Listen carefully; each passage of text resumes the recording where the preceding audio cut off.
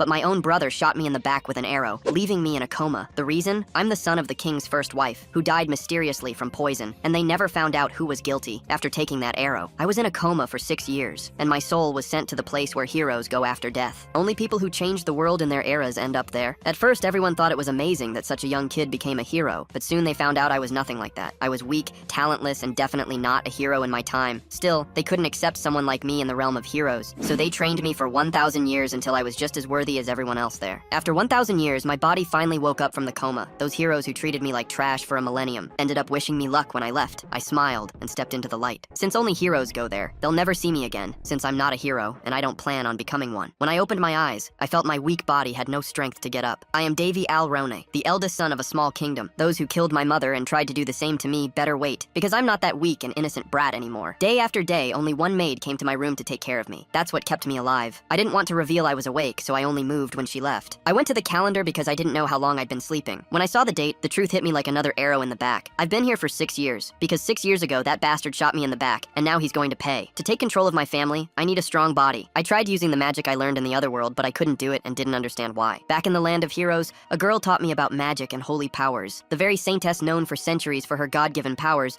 was the one who taught me magic. The magic wasn't working, and I soon felt like all my training in the other world was going to vanish and have no effect on Earth. When any normal person would have given up after hours of failing, it worked. The divine healing power actually worked. A green light took over the room, and after that, my weak and miserable body, which felt like a 300-year-old man's, was now bursting with energy. Seeing the kingdom where I grew up, I stretched out my arms in joy and shouted to the sun god. Unfortunately, I didn't notice that the maid had come back into the room behind me. She cried with emotion seeing her young master alive. Sometime later, the castle doctor examined me and confirmed that my health is incredibly better than before. It's an unexplainable miracle. During the checkup, a woman entered the room. That is Linus Barrett, the woman who poisoned my mother and took her place as the king's new wife. These are her sons, the second prince, Carlos, and the third prince, Benedict. The second prince tried to eliminate me, and he thought he succeeded. The woman asked if I saw the face of the person who shot that arrow years ago. I said yes, and that an assassination attempt against royalty is the biggest crime possible. Hearing those words, the culprit felt his blood freeze. But beside him, his mother laughed sarcastically and said the case was closed years ago. The doctor sensed the weird vibe,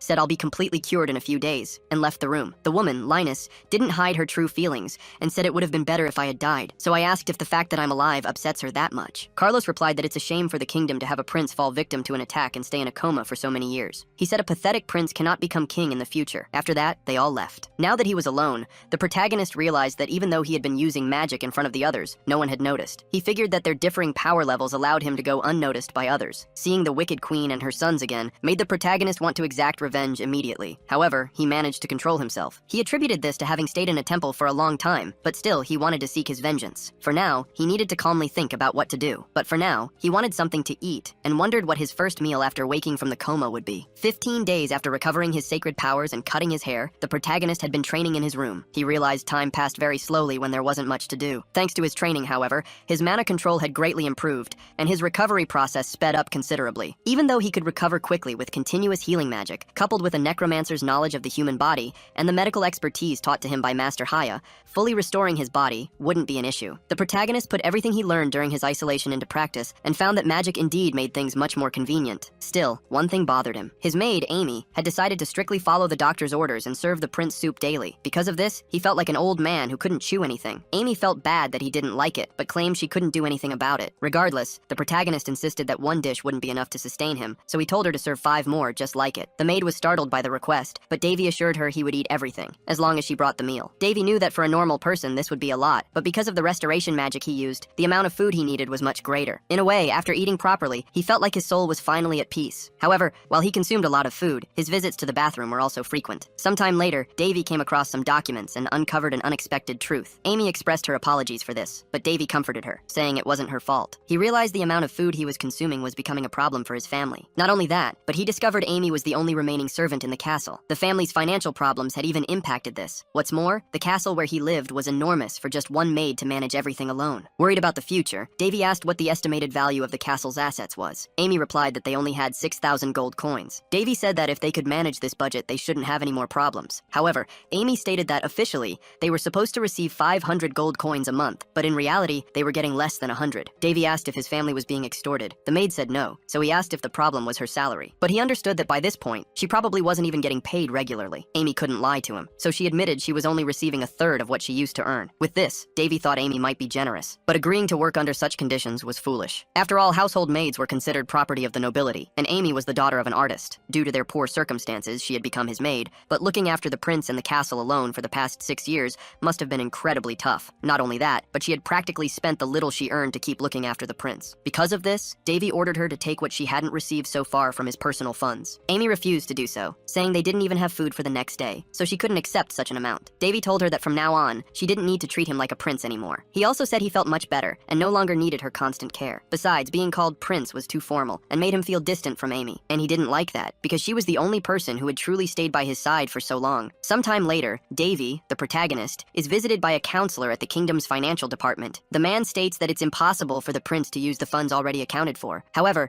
Davy can only focus on the counselor's strange mustache. He notices that the people around him are looking at him with disdain, and even the counselor observes this. But instead of lowering his head, Davy tells the counselor not to obstruct his request. He states that he should be receiving around 500 gold, but he's getting less than half of that and wants to know why. The counselor explains that the costs of maintaining the castle are deducted from the amount of gold the prince's family should receive, so they only get what's left over. However, Davy says he's getting irritated by these arguments. The people around him feel the same way, as they point out that the family's castle has cracked floors and a garden full of weeds. Therefore, such a poorly maintained place shouldn't cost so much to keep up. Even Davy agrees with this. Not only that, but he knows it's uncommon for a prince or any other royal family member to manage their own finances. In turn, the counselor states that the use of the maintenance fund is not supervised by the finance department. He also says that this place is for managing the budget, not for requesting loans. Davy realizes that no one is willing to take the blame for the financial problems. He then prepares to leave, until the counselor asks if the prince will go to the maintenance department. Davy replies that he wouldn't get any answers there. He knows that anywhere, those in charge always come up with excuses and blame others instead of providing satisfactory answers. Before leaving, he tells the counselor to enjoy the money he still has in his pockets. As he walks through the palace, Davy thinks it's no wonder that no servant besides Amy has remained working, because besides being poorly paid, they were mistreated by the nobles, leaving the entire burden on Amy. Next, Davy asks if Amy could bring him a sword. The maid is startled by such a sudden request, but he claims he has no intention of using the sword to harm anyone or anything like that. At this, Amy goes to fetch a sword for the prince. In her absence,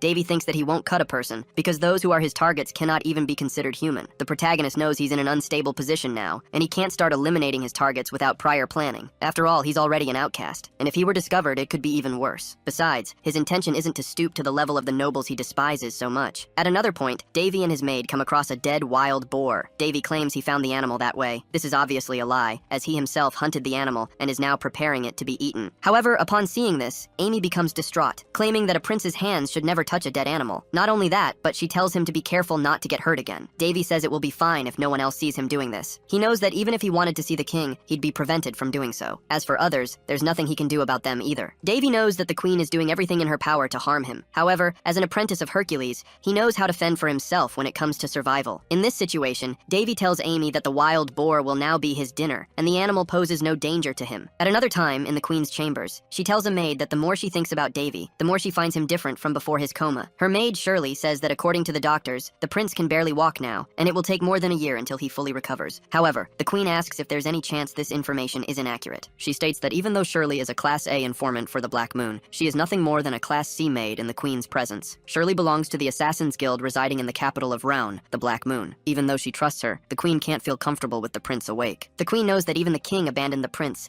and even after waking from a coma, he is still weak. But she'll only truly feel comfortable when she completely removes the prince from her path. Despite this being her desire, Shirley warns that her comrades act independently of class. If the queen continues to insult them, she could face problems with them. Startled, the queen says she merely expressed her concerns out loud. She also says that she wishes she could interrupt the prince's plans at any moment, otherwise she claims it will be Shirley who pays the price. Having said that, she dismisses the maid. In her absence, the queen thinks it's better to get rid of the disobedient dogs before taking her next step, and she can't wait for that to happen. A flashback shows that the protagonist once learned controlling mana is like pulling a thread through hundreds of needles, something that must be done slowly and carefully. His master also told him that the hardest parts to reach are the veins of the brain, and if he didn't want to go blind, he should never forget these teachings. However, when he saw his masters, the protagonist thought that the priestess Ro Ayas was just a drunkard who could split the ocean in half with mere words. The other was a necromancer who acted more like a priestess than Ro Ayas herself, and despite being a great mage, all she ever seemed to show off was her huge staff. Then, the goddess Hippocrea, also known as Sister Hia, said that while participating in this experiment, she would do her best to complete the task. She also said that people didn't seek her out just to watch her, but also to learn from her, so she would like Davy to try a little harder, and she affirmed that if he trusted his masters more, he might be able to evolve his abilities. However, the moment the protagonist did so, he went through such an unpleasant experiment that he never wanted to go through anything similar again. Back in the present, Amy finds him outside the palace. She asks why the prince is exploring the gardens again. He just says the weather is very pleasant, and even the forest garden looks elegant now. He then tells Amy she can return to her duties, and should only inform him if someone asks for him. Davy thinks that normally Amy would go crazy if she saw him getting into anything remotely dangerous, but apparently, she's getting used to his routine. Although she still refuses to sit and eat with him, Davy wonders if his efforts to get closer to her are bearing fruit. Anyway, he finds a good spot in the middle of the garden. It's discreet and calm there, so he can finally begin his work. With that, he begins his meditation process, concentrating to absorb the surrounding mana. Davy thinks that as long as the air is pure, besides his lungs being nourished by oxygen, he also absorbs some of nature's mana. This ancient technique, it's said, was created by Odin himself and passed down to other gods from generation to generation. But despite its effectiveness, there's a limit to the mana each user can store in their body. So to increase this limit, training and management are required. However, through this method, mana that would normally take months to collect can be obtained in just a few days, making it a miraculous technique. The protagonist thinks that if everyone discovered this, there would be a revolution in the country, but he has no intention whatsoever of sharing this knowledge. After all, this isn't something just anyone can do. During his meditation, the protagonist notices someone watching him. He wonders who is lurking, but the person realizes their presence has been noticed and flees immediately. Davy thinks that although it's been a while since anyone watched him closely, investigating it would only bring trouble, so he decides to let it go for now. He wants to project the image of a fragile and useless prince, as that would allow him to train his mana in peace. However,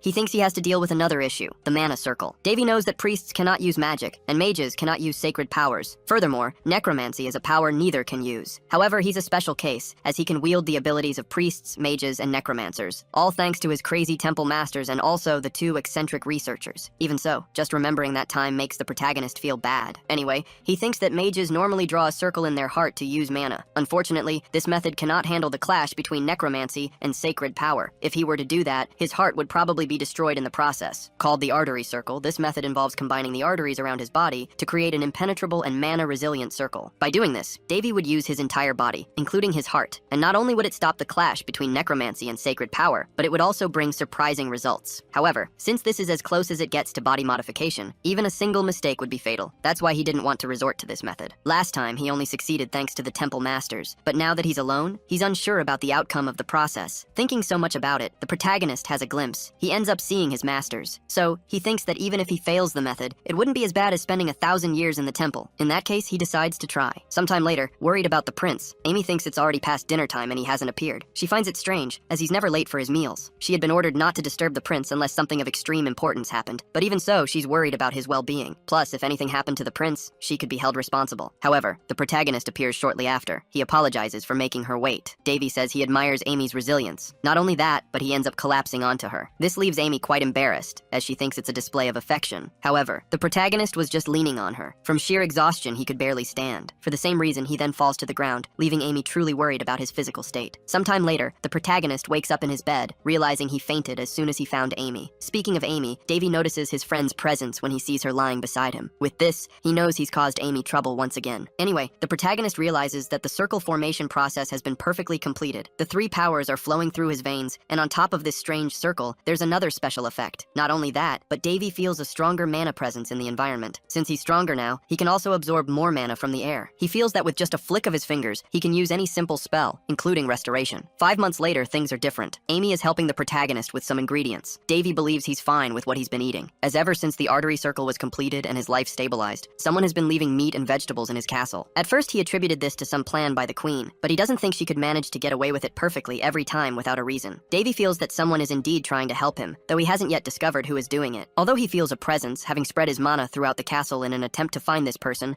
he still hasn't gotten any answers. However, this has been helping the protagonist better understand who is approaching or moving away from him. Then, Amy says they won't have food problems anytime soon. However, Davy warns that they'll have guests shortly, as he senses someone approaching. He wonders who it could be, deducing it might be one of the queen's informants. Already in his quarters, the protagonist receives his visitors. A priest analyzes his physical state and asks if the prince thinks he'll fully recover soon. He says that since the prince has been bedridden for so long, it's dangerous to use his holy powers in an attempt to heal him. The protagonist, in turn, believes everything the cleric is saying is nonsense, as he hasn't even used proper healing spells and has no real intention of helping. Davy knows that the priest represents God in the nation, so discarding this responsibility to follow someone else's orders is disappointing. Therefore, he thinks the priest should save his words, as he knows the priest has no intention of helping. But contrary to what many believe, Davy is almost healed. He then says that with the silver weapon Priya gave the priest, he should be able to heal such trivial injuries. The priest defends himself, saying that the prince is a layman and has no idea what he's talking about. He also says that the use and knowledge of power are granted only to priests, and even as a prince, he shouldn't be as selfish as Prince Carlo. Carlos. Hearing this, Amy reprimands Father Boris for his rude words. He, in turn, doesn't like being reprimanded by a mere maid. Angrily, he slaps the young woman. Davy is worried about Amy. After all, he can't intervene without spoiling his disguise. Boris justifies himself, claiming that if he let a maid behave that way, it would be bad for the prince himself, which is why he had to correct her. However, he says it's a shame to have to go that far, as he asserts the maid has a beautiful smile. Irritated, Davy almost gets up to confront the priest. Anyway, Boris says he's leaving and asks the maid to at least accompany him to the door. With that, he says he'll return in 15 days for the next examination. The protagonist asks Amy to accompany him to the door. She doesn't like it at all, but has no alternative but to obey the prince. Outside the room, Boris tries to arrange a meeting with Amy, telling her to show up alone at night. He claims the prince's life is in her hands, so if she wants Davy's well-being, she must do what he says. However, Boris doesn't care about a mere maid or a sick prince. He believes he'll do whatever he wants with the girl, and then discard her as if she were nothing. Alone in his room, the prince is filled with rage. He stands up, thinking he didn't build his dignity in the temple just to stand idly by in situations like this. Davy remembers Lady Daphne always saying he would be an animal if he didn't control his anger, but he thinks differently about that. The priest's companions are truly terrified when they see the prince walking. Davy thinks to himself that proper rage is a source of life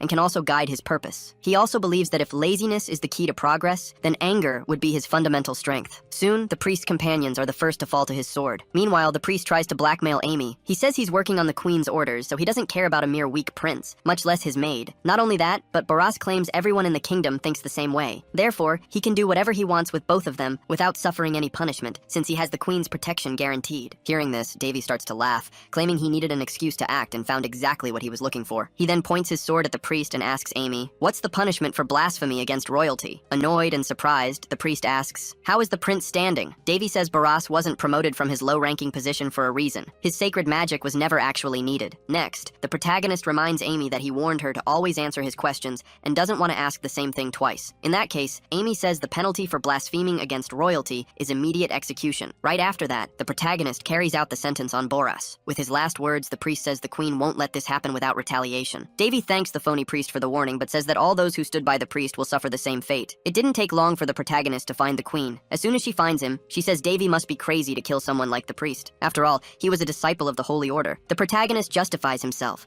saying that Boris threatened his life, so he punished him according to the law. Annoyed, the queen is about to attack the prince. However, he says that before his coma, the kingdom's laws weren't so brutal. Not only that, but he says that while all this is happening, the king remains silent. Besides, Davy sees no point in being punished for his actions, as he simply dealt with someone who blasphemed against royalty. Unless, of course, the status of royalty has become inferior to that of a low-ranking disciple while he was in a coma. With these provocations, the queen becomes truly annoyed, but backs down. Regardless, she says the prince has no proof of what he's saying, and even if it were true, she claims that recklessly provoking the Holy Order is foolish. She then says she always knew Davy inherited his mother's stupidity, and takes the opportunity to insult him and his mother in various ways. In turn, the protagonist says it's not polite to offend someone's parents in that manner, especially someone who has already passed away. He then draws his sword and threatens the queen. However, the queen's servants immediately appear to protect her. That's when the protagonist realizes why the queen is so audacious. She has people to protect her in situations like this. He says it would be interesting to continue this, but he'll leave it for another time. Regardless, he claims that talking too much is just putting another nail in someone's coffin. Therefore, he states that trying to kill someone of the same royalty is no different. Immediately, the queen realizes that Davy already knows it was her son, Carlos, who tried to kill him. The protagonist thinks he's not stupid enough to keep an ace up his sleeve for too long. After all, that doesn't suit his style. He also says that the moment the queen slapped him during his coma, it showed she wasn't very considerate. Not only that, but he tells her to act like a lady, because upon seeing the state of her chambers, he claims the place is far from elegant. And since she herself was responsible for scaring away everyone who worked there, she will now be responsible for taking care of the cleaning as quickly as possible. Otherwise, he says a very nasty rumor might start spreading around. Therefore, he asks the queen to make her decisions carefully from now on, as he won't stand by watching her act behind his back. After the protagonist left the queen's chambers, she unleashed all her anger on her guild servants, screaming her lungs out. Not only that, but she almost destroyed her entire room. Now that she understood the prince's true intentions, her desire to eliminate him grew even stronger. However, she wanted him to suffer before leaving this world. It wasn't long before rumors started to spread. Some believed the prince had eliminated the priest because he went mad after waking from his coma. However, this was all part of the protagonist's plan. After the queen discovered what he did, others found out too, but they didn't have access to the full truth. They only knew the prince had eliminated the priest. Since half the palace staff were on the queen's side, Davy's reputation plummeted even further. However, not all news was bad. Amy appeared before the prince, telling him more supplies had been left for him, even though Davy said he didn't need more medicinal herbs. Amy, however, suggested that someone out there must know about his good nature and was trying to reward him. Davy asked if Amy thought he was a good person. The girl didn't hesitate and replied yes. Despite seeing the prince eliminate someone right in front of her,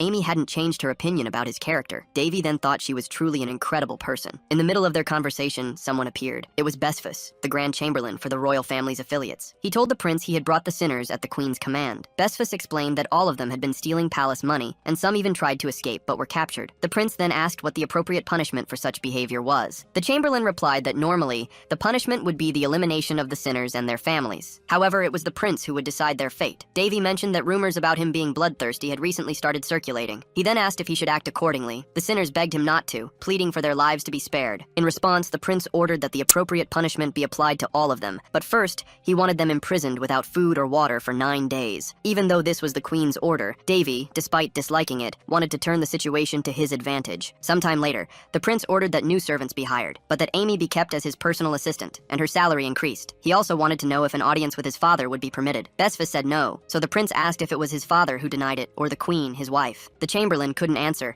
claiming to be merely a messenger. He also asked the prince to be patient, as his request would eventually be granted. Davy said he would keep that in mind. The chamberlain then prepared to leave. Before he left, the protagonist mentioned he had eaten all the food he received, and therefore didn't need the chamberlain to send more medicinal herbs. Besfus, however, claimed not to know what the prince was talking about, suggesting perhaps the prince was simply being blessed by his gentle nature. But he added that someone was outside wanting to visit him, so he wouldn't disturb him further. Despite Besfus denying responsibility for the supplies, the protagonist was certain it was he who was bringing the food and medicinal herbs. After all, Besfus was the head of all the king's staff and had known him forever. He just hadn't known that besides Amy, someone else in the palace was on his side. Anyway, Davy needed to focus on the visit awaiting him. Amy appeared soon after, announcing that the 4th prince and 2nd princess had arrived to visit him. Immediately, the princess entered the protagonist's room. Her name was Winley Alround, and she was overjoyed to see her brother. Her happiness was so great that she jumped on the protagonist, making him fall to the floor. Amy became very worried seeing him in that state, but right after, their brother appeared, saying Winley should be more careful. He was Baris Alroan, the 4th prince and Winley's twin brother, and he added that he was also happy to see Davy healthy. The current king, Cryones Alroan, had children with 3 women, the current queen, his first mistress Anisha, and his second mistress Alice. While Alice is the queen's perfect support, Anisha chose to remain neutral, becoming an outsider among the others. Baris and Winley are Anisha's children, making them the protagonist's half-siblings. While Baris adopts a more formal and polite demeanor, his sister acts more recklessly. Winley tells her brother not to act so formal all the time, reminding him that he was the one who started whining about wanting to see Davy. As they argue, Amy tries to check if the prince is okay. The protagonist, meanwhile, remembers hearing that the twins were leading a group of thieves. Seeing how unroyal their behavior is, he thinks it might be true. However, they are still his siblings, and they listen to everything he says. And in the protagonist's current situation, that's something he can't ignore. After they sit down to talk, they realize it's been 6 years since their last meeting. The twins were sent to a remote area after Davy fell into a coma. They were only 8 at the time, and could do nothing but obey the orders they received. Furthermore, their mother had sent her first daughter, Dana, to a foreign realm, all because of the current queen's schemes. Anisha couldn't control her other 2 children, and though others don't know it, everything the king's mistresses do is under the queen's supervision. Back to their conversation, the twins mention they've seen their father. Davy asks how the king is doing. Baris replies that despite being tired, their father is well. However, Winley realizes that her brother Davy hasn't even had the chance to meet his own father, and is shocked by this. Anyway, Baris mentions that on his way there, he noticed the palace's conditions weren't up to standard. Davy explains that some people had been stealing his money, but he's already taken care of it, and soon everything will return to normal. Even so, Baris insists this is unacceptable. While his brother was in a coma, some decided to rob him, so he plans to ask the king to take action. However, the protagonist asks him not to, claiming everything is already resolved. He'll handle it himself, as he doesn't want to bother the king with such trivial matters. Noticing the growing number of people willing to help him, the protagonist wonders if this is truly happening, or just his imagination. Putting that thought aside, he expresses surprise that Winley has a talent for magic, and asks if they are truly part of an artistic group. Winley explains that her twin would get hurt if it weren't for her, as he always runs around wildly, without any coordination. She claims that people like him aren't qualified to participate in any fencing competition. These words genuinely annoy Baris, and once again, the twins start bickering in front of their brother. After they calm down, Winley hands the protagonist a letter, explaining that a fencing competition, held every 5 years, is about to begin. This time, the tournament will take place in the realm of Polisti. Reading the letter, the protagonist recognizes the seriousness of the competition. Baris suggests Davy should take this opportunity to leave the realm, as he's lived his entire life there, and even asked their father about it. However, Winley corrects him, stating that she was the one who made the request, and Davy was personally authorized by the king to go. Besides that, Winley claims that the realm of Polisti is the city of water, so it must be beautiful there. She then declares she wants to accompany him, and won't take no for an answer. Given this, the protagonist says he can't refuse a request from his siblings. In that case, he'll travel with them. Davy reflects that he has indeed never been to a foreign realm, and it wouldn't be so bad to enjoy an event like this. What's more, he figures a bit of fun will do him good, and he becomes excited for the event. Meanwhile, in the royal hall, Besfus remarks that Baris will soon turn 14, practically becoming an adult. He adds that the princes must be discussing the fencing tournament right now, but he tells the king not to worry, as the young master has matured. Besfus praises Davy's splendid calmness and perception, expressing surprise at how much the prince has grown. Hearing this, the king says it's enough that even the chamberlain is aware of it, and states that the situation is quite sad. Back with Davy, he stared at a portrait of his mother, filled with admiration. Not just for that, but also because his room was finally organized and no longer looked like a haunted place. With Besfus's help, the new employees had done a quick job, and the palace now had the appearance it deserved. Not only Davy, but Amy too was enchanted by the new decor. She found it very pleasing that things were finally getting back on track. However, Davy wouldn't be staying to enjoy his new room, as he had to travel. Amy confirmed she had already packed everything the prince requested. He then left a bottle in her care and joined the twins to head to the kingdom of Pelisti. The continental fencing tournament had long been an event that drew everyone's attention, in addition to holding enormous influence. Alongside Boris's participation, Davy had been permitted to go with them, hoping his brother would achieve victory, thereby shaking Carlos's position. For some reason Davy still didn't know, the queen had agreed to Boris's participation in the competition. Perhaps she didn't believe in his victory, or maybe she was planning something sinister that Davy would have to keep an eye on. Before they departed, the king appeared publicly to bless the journey. Upon being seen by the crowd, he was cheered, for Cryanessa Alrone was the ruler they so loved. But for Davy, he saw the king as his supposed father. This was the first time he had seen him since waking from his coma,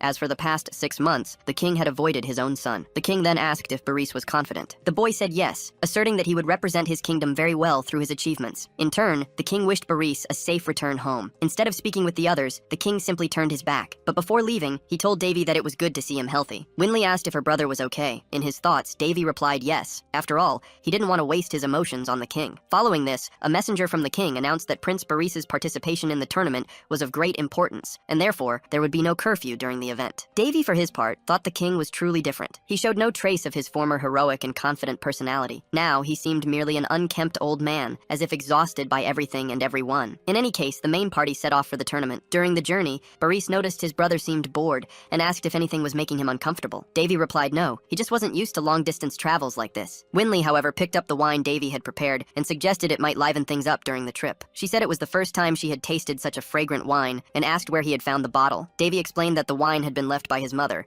adding that she had done so for some reason he still didn't know. Upon hearing this, Boris asked if they should really be drinking something so valuable. Davy replied that this was the best moment for it. After all, they were celebrating. Winley commented that Davy had changed quite a bit, claiming he used to never let go of anything his mother had left behind. Anyway, he said wine wasn't made to be stored but consumed, then proposed a toast to their happiness. Sometime later, they set up camp on the road. Boris said they would continue traveling in the morning, as it would still take about a day to reach their destination. He also mentioned that he had somehow managed to keep Winley settled for now, and the fact that she had drunk too much certainly helped. Boris remembered Davy used to say he wanted to go camping someday, and noted that this was exactly what they were doing now. He also said he had tried to make the departure procession as short as possible, imagining it would be taxing for his brother. Davy thought the journey could be faster if they rode horses. Traveling so slowly was testing his patience. Besides, he reflected on the things that had changed, and wondered if other shifts had occurred too. Boris, for his part, retired to sleep. Amy approached the prince and asked if he didn't want to rest a bit as well. Davy, however, said the moon was more beautiful than usual. Not only that, but he knew the magic was stronger too, and wanted to make the most of it. During the night, someone mentions that the red moon is named Cyrus, and the blue one, Crius. They also say that Cyrus is called the one who makes the beginning shine, and Crius, the one who illuminates the end. At this, the protagonist remarks that the man knows quite a lot. The man replies that it's common knowledge, as even a big kid would know such things. He also adds that he'd prefer to be having this conversation with a woman. Just then, a colleague approaches the man and asks who he's talking to. The man gets startled, as he thought he was already speaking with his colleague, prompting him to wonder if he'd been talking to a ghost earlier. The protagonist laughs at the situation, realizing he was the ghost in question. Davy had used his abilities to become invisible and had been spying on the guards, noticing that 4 of them were elite expert swordsmen. For now, he believes that if anything important were to happen, they would probably be able to handle it, for example, being attacked in the middle of the night by 20 enemies. The protagonist spotted ninjas from afar, imagining they had probably waited for everyone to fall asleep before attacking. This was likely the queen's plan. After all, it would be an excellent way to get rid of Davy and the groans all at once. The protagonist didn't want to expose himself, precisely to avoid raising any suspicion, but he also knew he couldn't simply ignore the situation. What's more, people who witnessed his power didn't usually live to tell the tale. Even without a proper weapon, the protagonist prepared to fight. He recalled his old master used to say that anything at hand could be used as a weapon. According to Davy, there are no rules in battle. Weapons are an extension of your body, and depending on your creativity,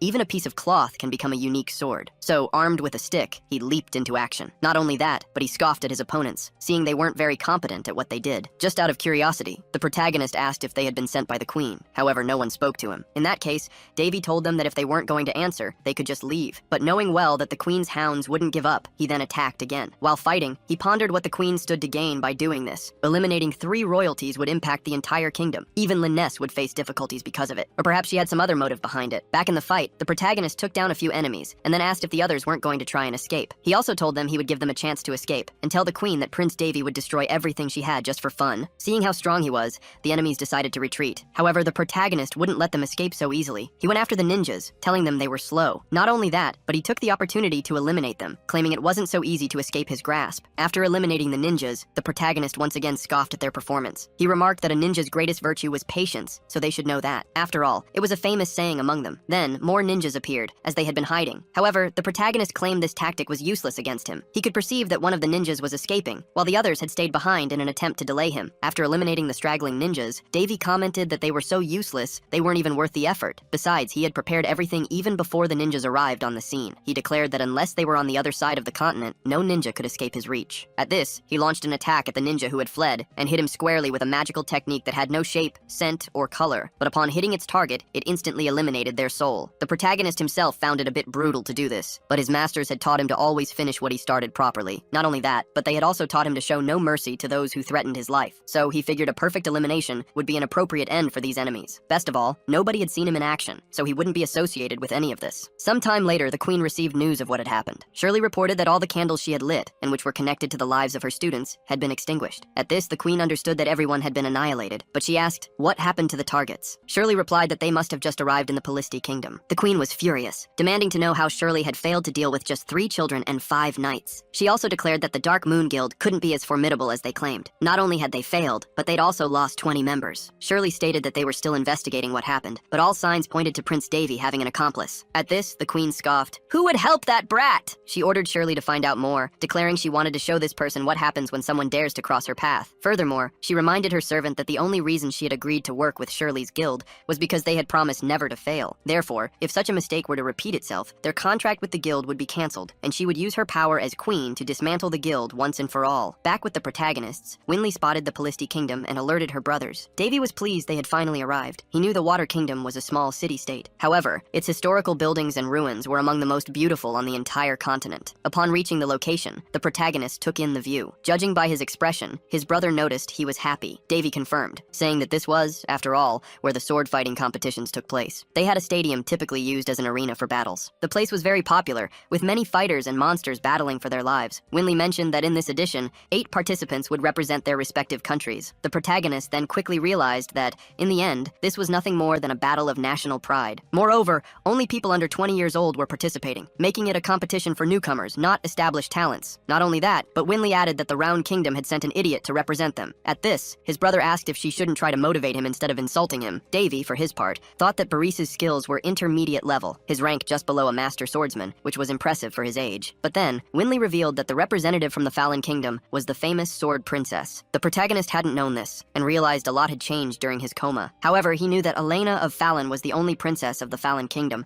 as all 9 others were princes, but she was Prince Crown's favorite. Boris mentioned that despite Elena's fame, it wasn't just her skills that made her renowned, for she also possessed the divine sword. Winley explained that this sword was called Calderus, the favorite blade of the sword god, a masterpiece that took 1,000 days to forge. Davy realized it had been some time since he'd heard that name. Hares, the sword god, had been his teacher at the temple. Though lazy, he possessed excellent skills and constantly boasted about his sword, and it was common for him to leave his mark wherever he went, but the feeling was still somewhat strange for Davy. Just then, a young woman passed by him, and something caught his attention. When asked why she stopped, she claimed it was nothing important. At another point, Davy discussed the sword with his siblings, recalling that it possessed a spirit said to have been born from the creator's love for creation. This sword wasn't called divine for nothing, and because of that, he wondered why it had chosen Elena as its next wielder after hundreds of years. Boris added that there was another reason for Elena's fame. He claimed she was one of the continent's 5 immeasurable beauties. Davy, however, didn't believe that was the reason the sword had chosen her. After dinner, he put on an outfit prepared by Amy, then asked if she didn't have something simpler. However, the maid replied that this was the simplest she could find, for even if he wasn't participating in the competition, he was still a prince and needed to conduct himself as such. The night of the festival arrived, and the twins were also ready. Davy complimented his sister's appearance, but Boris told him not to overdo it, as Winley might actually believe him. After that jab, he received a stomp on the foot, and Winley led the protagonist onto the dance floor, inviting him to dance. At the same ball, another princess was asked to dance. However, she was feeling uncomfortable with all the noise. Her companion suggested that this was an event for the new generation to get to know each other, and she should enjoy it. He then asked how her earlier visit to the village had been. The princess replied that it wasn't bad for such a barbaric place. Before the competition, a banquet and a ball were prepared for the nobles to interact. However, the protagonist was only interested in the competition and used the ball to observe the other guests. He noticed that most guests were young, as the competition was restricted to people under 20. Despite this, there were chaperones just just like him. By far, Baris was the most popular. Even without trying, he became the center of attention for several girls. Davy thought his brother's skills might be the reason for his popularity. Regardless, he found it interesting that Baris was interacting with others. Not only Baris, but Winley was also drawing a lot of attention. However, Davy wanted to keep his distance and analyze potential opponents. Amidst all this, Baris tried to ask for help to escape the attention. But when he looked for his siblings, they had gone off to dance and left him behind. Davy wished his brother would enjoy his youth and wouldn't do anything to disrupt it. Winley said she never imagined Davy would dance with her someday. She also mentioned that, without realizing it, she had just entered the social hierarchy. Despite this, she was a little upset, claiming that if it weren't for Davy's situation, he could also enter the competition. After all, he was talented with swords, too. In response, the protagonist said his sister was exaggerating, claiming that even with skill, he couldn't reach an expert's level. However, Winley argued that talent was nothing more than an illusion. If a person didn't work hard, their talent was worthless. Even so, Davy stated that he didn't care much for such things. Instead of attention, he wanted a peaceful life. Hearing this, his sister said he sounded like an old man. But in the middle of their conversation, someone appeared and said this was the most fitting place to reunite with Princess Winley. Immediately, the protagonist stared at the man, wondering who he was. More importantly, he wanted to know where this guy knew Winley from. Winley herself didn't look comfortable at all with this sudden appearance. However, the man pushed the protagonist away from his sister and asked Winley if she would grant him the honor of a private conversation. Winley, however, called him Prince Valentian and said she was in the middle of a conversation with her brother, so she couldn't give him attention at that moment. Valentian, despite not liking to be rejected, formally introduced himself as Valentian du Boltus, the 7th prince of the Boltus kingdom. The protagonist did the same, introducing himself as Davy Alroun. With that, Valentian started a conversation, but the protagonist quickly said he was only there to accompany his siblings. In that case, Valentian wished him a pleasant stay. He then returned to speak with Princess Winley, saying he would very much like to win this competition in honor of her beauty, then asked her to pay attention to the arena during his matches. Winley, however, said he was being rude to the other participants, claiming he would win even before competing. But Valentian asserted that it was rude to only speak the truth. Annoyed, the princess said her twin brother would be participating in the competition, and hearing him say that only proved how much Valentian was underestimating his opponents. She then abandoned the prince and withdrew with Davy. Seeing his sister's attitude, Davy realized she could defend herself. However, he knew very well that the arrogant prince wouldn't let things end there. In turn, Valentian stood up and tried to pull Winley by the arm. Seeing this, the protagonist thought he had been patient enough with this rude individual. He then managed to unbalance the prince and disarm him completely, leaving him without a reaction. Next, Davy said Valentian shouldn't touch his sister like that. He also added that Valentian was lucky he didn't break any bones, so he would be able to participate in the competition without problems. However, this only served to make Valentian even more furious. He removed one of his gloves and threw it at the protagonist's face. With that, he challenged him to a duel. Winley spoke up, saying the prince was overstepping his bounds, Valentian insisted, claiming he was doing this for his honor as a knight. At that moment, another person spoke up, saying Valentian was causing too much of a ruckus for someone who claimed to have honor. It was the princess from before. She stated she had been observing Valentian's situation, and then asked if he truly thought he could recover something he never had. As soon as the protagonist saw the princess, he found her very familiar and was surprised by her presence. Harris, the god of swords, was an ancient hero who founded the Fallen Empire, an empire that eventually became one of the continent's 3 great powers. It is common knowledge that Harris was the first owner of the holy sword Calderus and the founder of the Lost Claymore sword technique. They say those who mastered this swordsmanship could cause tsunamis with just a single sword strike, but the protagonist finds that a bit much, even for Harris. Back in the present moment, he realizes the princess looks a lot like Harris. However, this is Princess Ileana of the Fallen Empire, the Emperor's treasure. Still, Davy can't stop thinking that she resembles the sword hero too much. Despite being handsome, Harris was always a man, so there's no way he would have disfigured himself to become a woman. But as he thinks this, the princess approaches the protagonist and asks what he just said. Davy apologizes, saying he was just thinking aloud and was mistaken. He then tries to convince her to let it go. Meanwhile, the princess scolds Valentian. The protagonist thinks that Ileana of Fallen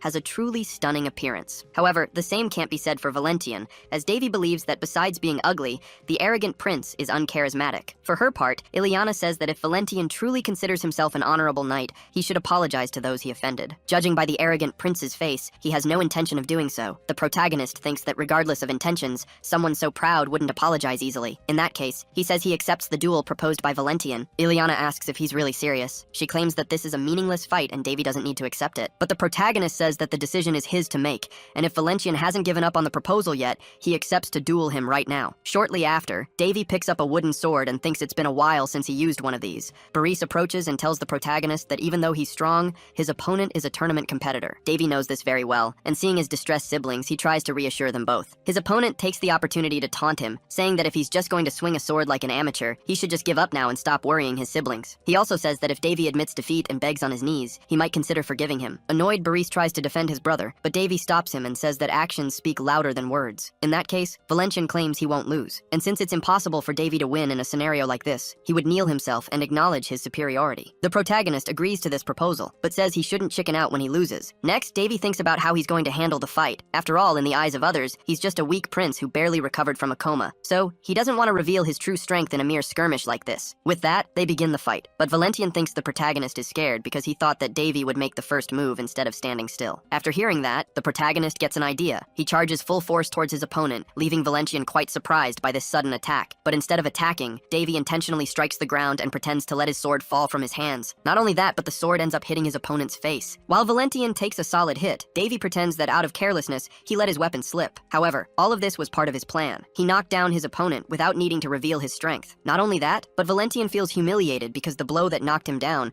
was actually a slip-up by his opponent. And what's more, other people think so too, and quickly comment on how shameful his defeat was. Furious, Valentian gets up from the ground, wanting to eliminate his opponent for good. However, Davy claims that for that, his opponent should train better, because with those poetic skills, he wouldn't be able to eliminate anyone. Valentian attacked the protagonist, trying his absolute hardest to wound him. Yet, he couldn't land a single blow, while Davy, in contrast, wasn't even breaking a sweat. Realizing he was on the verge of defeat, Valentian fell into despair, wondering why he was at such a disadvantage. Mid-frustrated attempt to win, he was struck down, and the crowd watched him fall before his opponent. On top of losing, he had to endure the taunts not only from the protagonist, but also from the rest of the people who had witnessed Valentian lose more than once. Annoyed, he told everyone to shut up, declaring he couldn't stand to hear any more nonsense. Meanwhile, Davy noted that his adversary was more than just defeated. He had been publicly humiliated by the very prince everyone had considered weak until now. The protagonist believed his fencing technique was superior, thanks to his use of the drunken stance. As the name suggests, this fighting style involved deceiving the opponent by pretending not to know what you were doing, just like a drunk. This technique was invented by Go-Jun, the greatest drunk in the pantheon of heroes, and also by the Hare, who was interested in creating the most wicked and wretched fencing style. The protagonist knew this because he had met the man himself during his time at the temple. Go-Jun used to boast about creating the technique,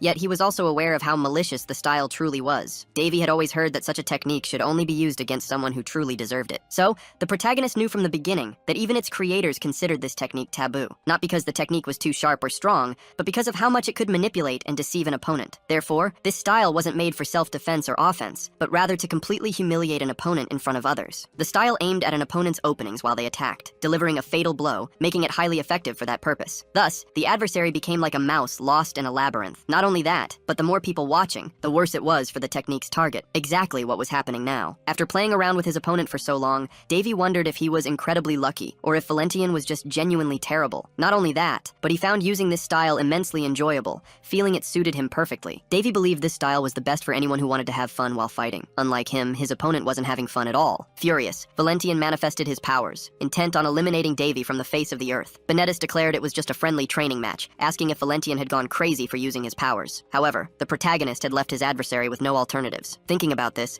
Davy figured that if he got out of this attack, he couldn't just use luck as an excuse. Besides, he knew he'd been watched ever since the duel began. Valentian, for his part, seized the opportunity and charged fiercely at the protagonist. But just as he tried to strike, he was taken by surprise, as Davy dodged the attack once more. Not only did he surprise his adversary, but he also managed to turn the situation to his advantage, unbalancing Valentian and sending him to the ground. In this way, the arrogant prince realized Davy's superiority, but in turn, the protagonist tried to play it down for the public, pretending he had simply tripped, and by sheer luck disarmed his opponent. The people's reaction was one of contempt for Prince Valentian, and regardless, this secured Davy's victory in the duel. Questions were raised about the duel. People wondered if Valentian had always been as pathetic as he'd appeared today, and if Prince Davy was truly the same person who had recently been in a coma. Davy justified himself, saying he could barely hold his sword properly, which made him unbalanced, but luck was on his side. Hearing this, Winley remarked that her brother must have used up all his luck that very day. But what was a great show for some was a complete waste of time for Ileana. She found what she witnessed quite stupid, so she turned her back and left. Davy noticed this and concluded that the princess was quite cold. Sometime later, Davy was reprimanded by his brothers. Not only had he been irresponsible, but he had also caused quite a commotion. Davy defended himself, saying that everything turned out fine in the end, and there was no point stressing over what had happened. Benedis argued that Davy was lucky because his opponent had a truly explosive personality, and it could have very well ended in a fatality. He mentioned that the twins had previously encountered Valentian and witnessed his skills firsthand, and after that, Valentian had started pursuing Winley. While they agreed that Valentian probably wouldn't try anything with Winley again, Benedis warned Davy not to try something like that again, as luck might not always be on his side. In response, Davy took his brother's hand and squeezed it. After demonstrating his strength, he told Benedis not to treat him like a sick patient. He promised to heed his younger brother's advice and stay out of trouble anyway. Davy thought that sooner or later his brothers would discover his true strength, so he figured it was better not to hide it from them anymore. Winley felt more relieved knowing that Davy was strong enough to protect himself. Besides, he had caught his opponent off guard while Valentian was trying to balance the weight of his sword. Even Davy himself was surprised by his opponent's humiliating defeat. Speaking of him, Valentian was still furious. He smashed objects in his chambers to vent his anger,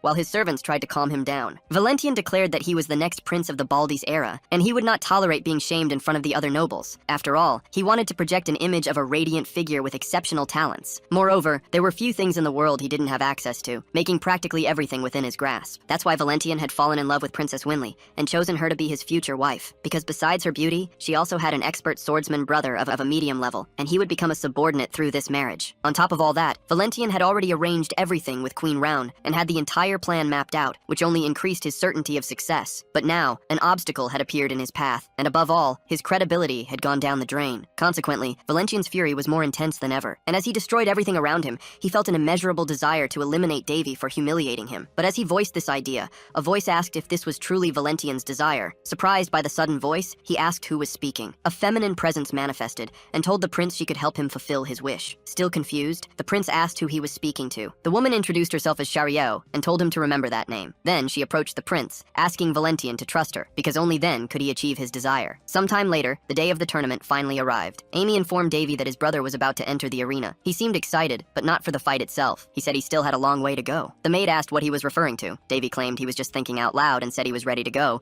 as other things could wait. Benedis, for his part, was already in position. Winley watched the match from the stands. Not only her, but the entire arena eagerly awaited the fight. However, Benedis' opponent was none other than Valentian, who, after what had happened last time, had no intention of losing again. The protagonist arrived at the arena. Seeing how excited everyone was, he thought the energy of the place was incredible. He was grateful that Benedis' match was in the afternoon. Not only did he not want to watch the morning fights, but he also felt unwell. When he met up with Winley again, she asked if her brother was feeling better. Davy preferred to keep his physical condition private. He mused that he had completed the mana circle at a very young age, which gave him the power to defeat much stronger opponents. However, his transformation wasn't fully complete, and sometimes, after overusing his abilities, he'd get indigestion. So he figured if this kept up, he'd have to use his sacred powers to cure his stomachache. Soon after, Benedis entered the arena. As he was cheered, the protagonist noticed his brother's popularity. Up until then, he hadn't known who his brother's opponent was. But as soon as he saw Valentian enter the arena, he found it highly ironic that the same opponent would face two key figures from Rhone. Besides, he'd imagined a fight like this would take much longer to happen. Before the match began, the judge announced that the blades were blunt, making it forbidden to use mana on the swords to injure or threaten an opponent. Staring at his brother, Davy said that the audience's opinion was no joke. Winley worried about her twin, thinking he might get hurt if he got too carried away. However, the protagonist reassured her, saying Benedis was no rookie, so he didn't fear for his safety. Therefore, he believed nothing bad would happen. Back to the fight, the judge asked the competitors to step forward. Then, some mages created a magic barrier around the arena. Valentian, who hadn't said a word until now, remained focused. Not only him, but Benedis was also taking this very seriously. With that, the judge authorized the start of the fight, and both adversaries charged forward. Judging by the duel against the same opponent, the protagonist concluded that Valentian was unpredictable with a sword. Benedis, on the other hand,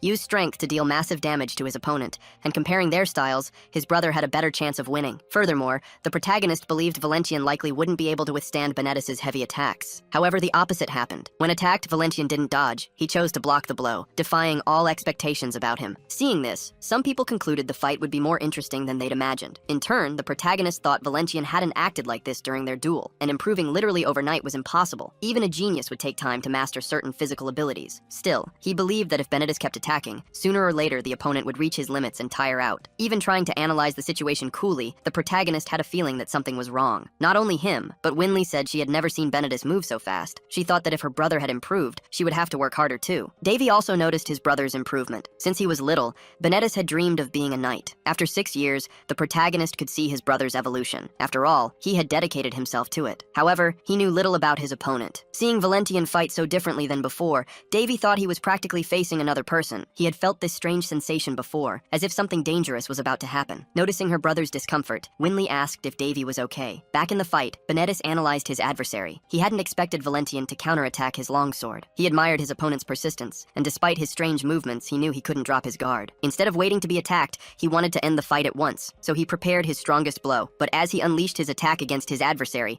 Valentian stood still, waiting to be attacked on purpose, and saw the sword very close to his face. Benedis didn't understand why his adversary acted this way. However, he diverted his own attack at the last second. After all, he couldn't injure him, or he'd be punished by the organizers. With that, he tried to attack again, but in a way that wouldn't hurt his opponent. However, it was all part of Valentian's strategy. Before Benedis could attack again, he channeled his mana into his sword, and even knowing it was against the competition rules, he put Benedis' life in danger. The night before, Benedis had practiced a lot, not wanting to lose the competition. Then, Then, Davy appeared to talk to his brother, claiming he couldn't sleep because of him. Davy mentioned that Winley was already asleep and asked why Benedis wasn't doing the same. His brother replied that he couldn't sleep, which led him to practice a bit. Benedis also admitted he felt uncertain about the upcoming combat, yet he still believed he would win. Davy encouraged his brother, assuring him he wouldn't lose and had no reason to worry. Observing Benedis' structured mana flow, Davy noticed his brother possessed a gentle and smooth mana. He even considered giving his brother a boost. While it would be a scandal if people found out, Davy was willing to take that risk. So he asked Benedis to stop for a moment, saying he seemed a little tense and offered to massage his shoulders. However, during the massage, Davy took the opportunity to lend his brother some of his own mana, warning him that the process would hurt a little. Immediately,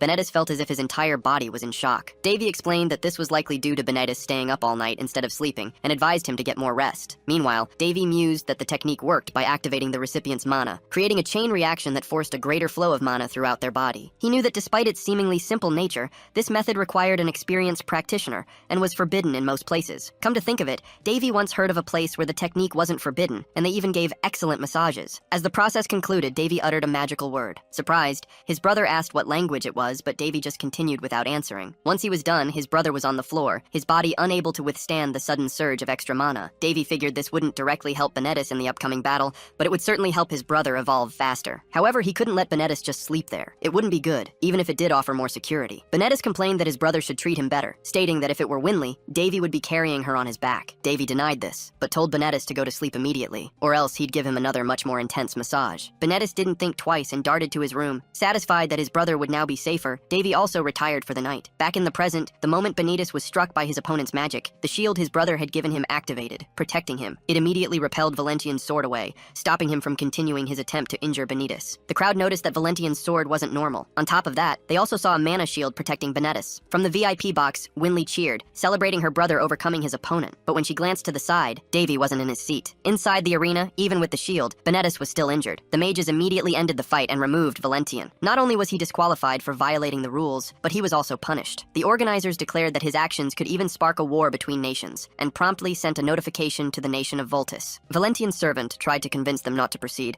begging his prince to say something. However, Valentian grabbed the servant by the neck and, in an exaggerated display of strength, exploded the poor man's head in front of the horrified crowd. This act, of course, left everyone utterly shocked. After all, no one expected to see a prince publicly execute one of his own servants. What's more, they all thought Valentian had completely lost his mind, and in a way they weren't wrong. Ever since his encounter with Chariot, Valentian hadn't been the same. Seeing the madness that erupted in the arena, some people started fleeing the scene. Prince Valentian had gone mad and was on the verge of a complete breakdown. The organizers knew they had to do something, but realized it wouldn't be easy to contain someone in that state. That's when the protagonist stepped forward. He went over to his younger brother and told him the match was over, and he'd done incredibly well. Benedis mentioned he had created a mana barrier. The protagonist then gave a proud smile. He knew that a mana barrier was a high-level mana ability, protecting its creator from harm. Davy had placed a barrier on his brother as a safeguard, but the main reason Benedis was safe was due to his own growth. Even though Benedis was only 14, it was something anyone would be proud of. Despite his immaturity, he clearly had a lot of potential. Davy had expected his brother to cry and complain about the pain, but Benedis had surprised him. Nevertheless, he told Benedis that he had done enough, and it was now time to rest. Benedis was then carried out of the arena on a stretcher. Meanwhile, on the other side of the arena, a problem was still unfolding. Valentian was causing immense chaos, something the protagonist had to resolve. Some mages tried to contain the Mad Prince,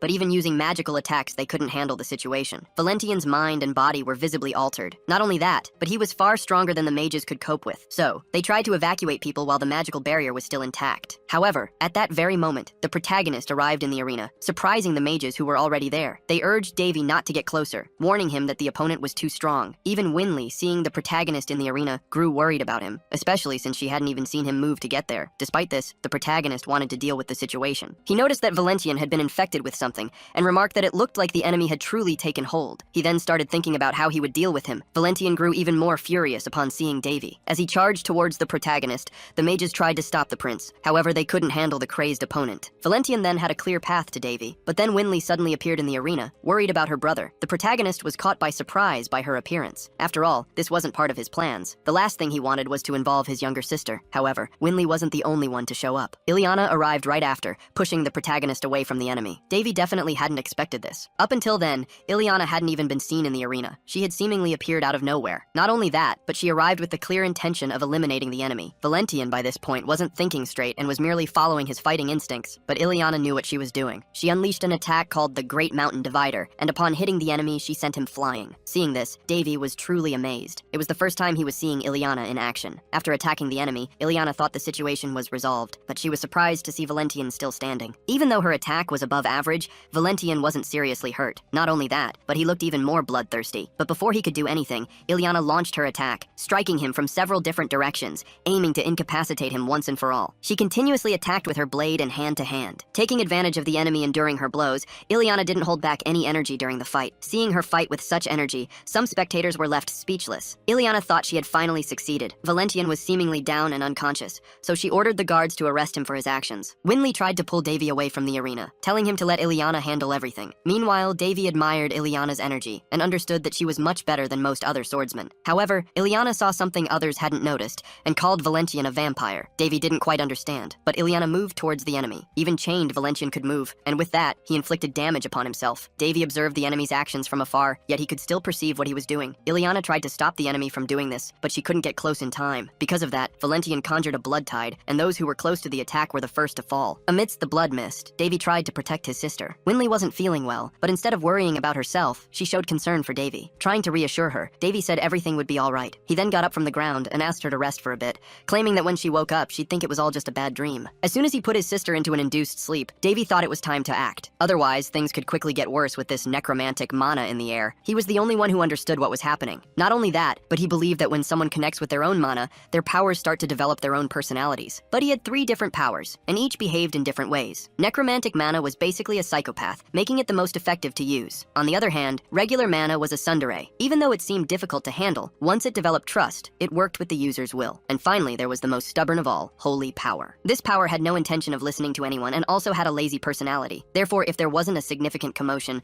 holy power wouldn't manifest. However, this was commotion enough. Because of this, Davy received the Radiant Blessing, a 4th level holy magic. Now that Winley should be fine for a while, he had time and space to think. He concluded that the enemy had used the Blood Tide, a power that steals the life essence from living beings in the surrounding area. The bad news was that Davy didn't have enough power to save everyone in the arena, but he was happy that Benedis had left earlier. And now that no one was watching, he could handle the situation calmly, without having to worry about hiding his abilities. However, to Davy's surprise, Ileana was awake and still had the strength to get up. After all, a proud warrior like her wouldn't give up so easily. Davy considered this the worst possible situation. He hadn't imagined anyone else could remain conscious in the Blood Tide besides himself. But seeing Ileana deferent standing, he realized there was indeed a reason she was the new owner of the Divine Sword. However, Davy could only think about how beautiful Ileana looked, even when tired. He approached the princess, and as he touched her shoulders, she flinched slightly. Davy tried to talk to her, asking if she was all right. But despite their perilous situation, Ileana tried to keep him at arm's length. The monster was still on the loose, and Davy only wanted to help. Noticing her resistance, he told her that if she felt well enough, she should leave. But Ileana grabbed Davy by the arm and asked how he wasn't feeling unwell. Davy realized he was cornered. He'd expected Ileana to suspect something, but not to be confronted about it right away. So he decided to play dumb, claiming he didn't know why he hadn't been affected by the mist. Ileana's expression clearly showed she didn't believe his lame excuse, though Davy privately thought she should be thanking him for not dying. Regardless, Ileana took the lead in the fight, telling him to get out of the arena and leave the rest to her. She insisted it was a situation someone like Davy couldn't handle, adding that he'd only gotten lucky in his last duel, and luck wouldn't help him now. Ileana clearly saw Davy as just another helpless prince, believing herself to be far different. She possessed strength and knowledge, knowing full well that the blood demons mentioned in ancient texts were, in fact, vampires. She told Davy he must have heard about them, emphasizing that luck wouldn't be enough against such an enemy. After all, anyone who couldn't sense or manipulate mana would be ripped to shreds in a matter of seconds. Davy pointed out that the enemy wouldn't let anyone leave the arena without a fight. Ileana then declared she would provide cover for his escape. Davy noticed that Ileana exuded a great deal of confidence. However, for some reason, she seemed more emotional than she had been during their duel, almost as if she were facing her archenemy. A flashback revealed a glimpse into Ileana's past. Once as a child, she woke up in the middle of the night and went searching for her mother. But when she found her mother was sucking blood from another person. Even though she was quite young, little Ileana knew it was a vampire. After that, she never forgot what she saw. Back in the present, facing the enemy, she thought that all vampires still alive in this world must be eliminated. As long as she lived, that would be her objective. But just as she was about to attack, Davy pulled her hair, stopping her. He apologized, but then told Ileana not to interfere in his business. Davy still didn't know why the princess was so obsessed with vampires. However, he was no longer concerned about maintaining his disguise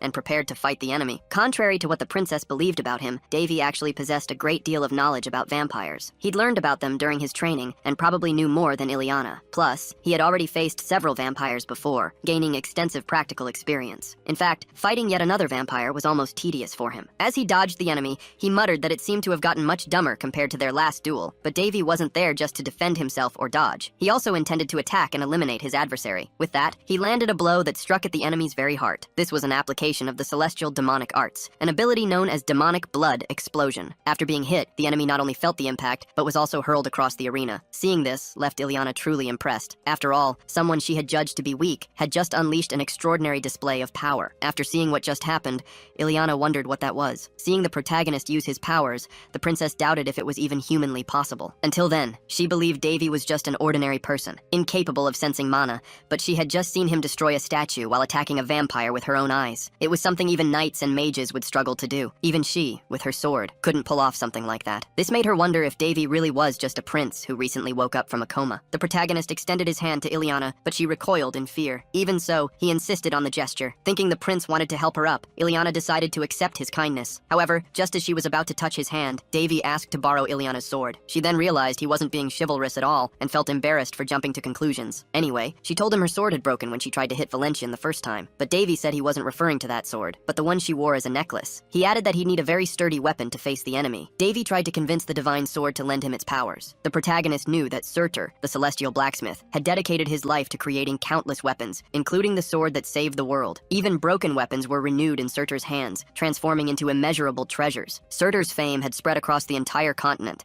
In particular, his 12 infamous swords were scattered throughout the land and regarded as national treasures. But among them, one was the blacksmith's favorite, the sword Caldeirus, the White Guardian. Although it was one of the 12 swords Surtur created, this one held special value. Caldeirus was on a level above the others, as it was forged for a friend of the blacksmith named Heresi, the god of the sword, who poured his own life force into the weapon. This resulted in the sword having its own ego and making conscious decisions, which fascinated some people when they learned about it. However, the protagonist knew the sword's true nature because he had met Heres, and knowing Heres's personality, he knew the sword wasn't easy to handle. Immediately, Caldeirus asked who the protagonist thought he was to just grab it like that. At that, Davy realized the weapon was acting exactly as expected. Since the sword was shrunken, Davy ironically asked if Caldeirus was capable of anything more than screaming like a madman. He added that they'd get along much better if the sword just agreed to work with him. At the same moment, the princess went up to the protagonist asking for her sword back. Davy then said that if Caldeirus kept refusing to fight by his side, Ileana would suffer. Besides that, the protagonist was impressed that even without the sword's power, the princess managed to stand firm amidst the fog, realizing how strong she truly was. However, despite her strength, he judged the enemy as someone Ileana couldn't possibly face, and thought it best for her to recognize her limitations before doing something foolish. Amidst all this, despite the state of its guardian, the sword still refused to help. The protagonist then realized he'd have to do it the hard way. He immediately invoked the sword's powers, making it manifest in its true form. Seeing the sword in its true form, the protagonist remarked that Caldeirus seemed to be just as the rumors claimed. Caldeirus, in turn, asked how he managed to do that. Davy said all the sword needed to do was lend him its powers during the fight and leave the rest to him. Next, Davy combined his skills with the divine sword and began calling down lightning from the sky. After that, Davy asked the enemy how much longer he would keep hiding. He saw a rift in front of him and declared it was time for the villain to show himself. But upon seeing a mere bat flying toward him, he said he'd expected more from a vampire. After all, he thought he was dealing with an advanced species. At that, the small bat transformed into a female vampire. Davy then said he already knew her, calling the vampire Miss Maid, confirming she was surely the queen's servant. Seeing him, the vampire woman said she had thought someone was backing the prince when her subordinates were taken out, but now she realized he had acted alone. Sarcastic, Davy tells her he's really amazing, but he tells her not to be shy and to come closer, because he can't stand having to look up all the time anymore. Not only that, but he adds that if she stays up high for too long, she might end up revealing more than she intends. Shirley, in her vampiric form, becomes incredibly irritated by these provocative comments. However, this was exactly what the protagonist wanted. Immediately after,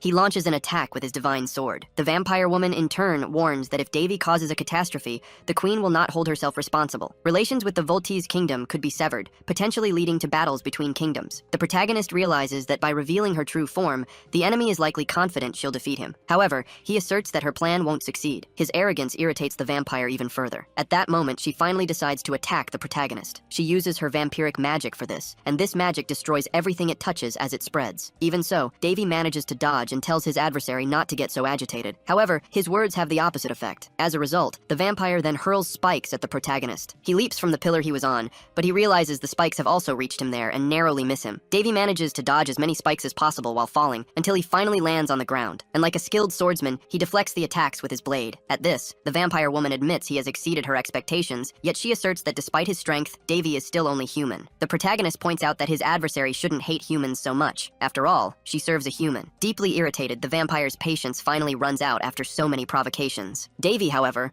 argues that this is a trait of vampire lords. After all, they are as irritating as they are strong. Not only that, but they are also one of the strongest species, born with immense power, and upon awakening, they become leaders. If it weren't for their natural enemy, the great elf, they would be impossible to defeat. A flashback reveals that in the protagonist's past, the sword god had revealed he used to irritate vampires before striking them. This tactic destabilized his adversaries, making them easier to handle. He also revealed that vampires were especially proud, so the higher their rank, the easier it was to wound their egos. Back in the present, the protagonist muses that the Farron Empire held great faith in Harisi, and he wonders how they would react if they knew Harris's true nature. Then, the protagonist returns to the fight. After dodging a few enemy attacks, he counterattacks with his sword. However, the vampire uses a magic shield to defend herself. Not only that, but she doesn't employ just any ordinary defense. Instead, it's a blood shield. Calderas remarks that he's likely facing a countess. Although her rank isn't very high, she's a pureblood and could easily challenge a lord. Hearing this, the protagonist declares that there's no alternative but to defeat her right now. Calderas, however, questions if he can truly do what he says. Davy replies yes, and then asks if the sword itself is afraid. Before he can hear the answer, he is attacked. Shirley states that people who pretend to be calm in situations like this always meet the same end. She adds that the girl who received the divine sword, despite her strength, lost consciousness. Furthermore, she intends to defeat the prince and leave him minimally intact,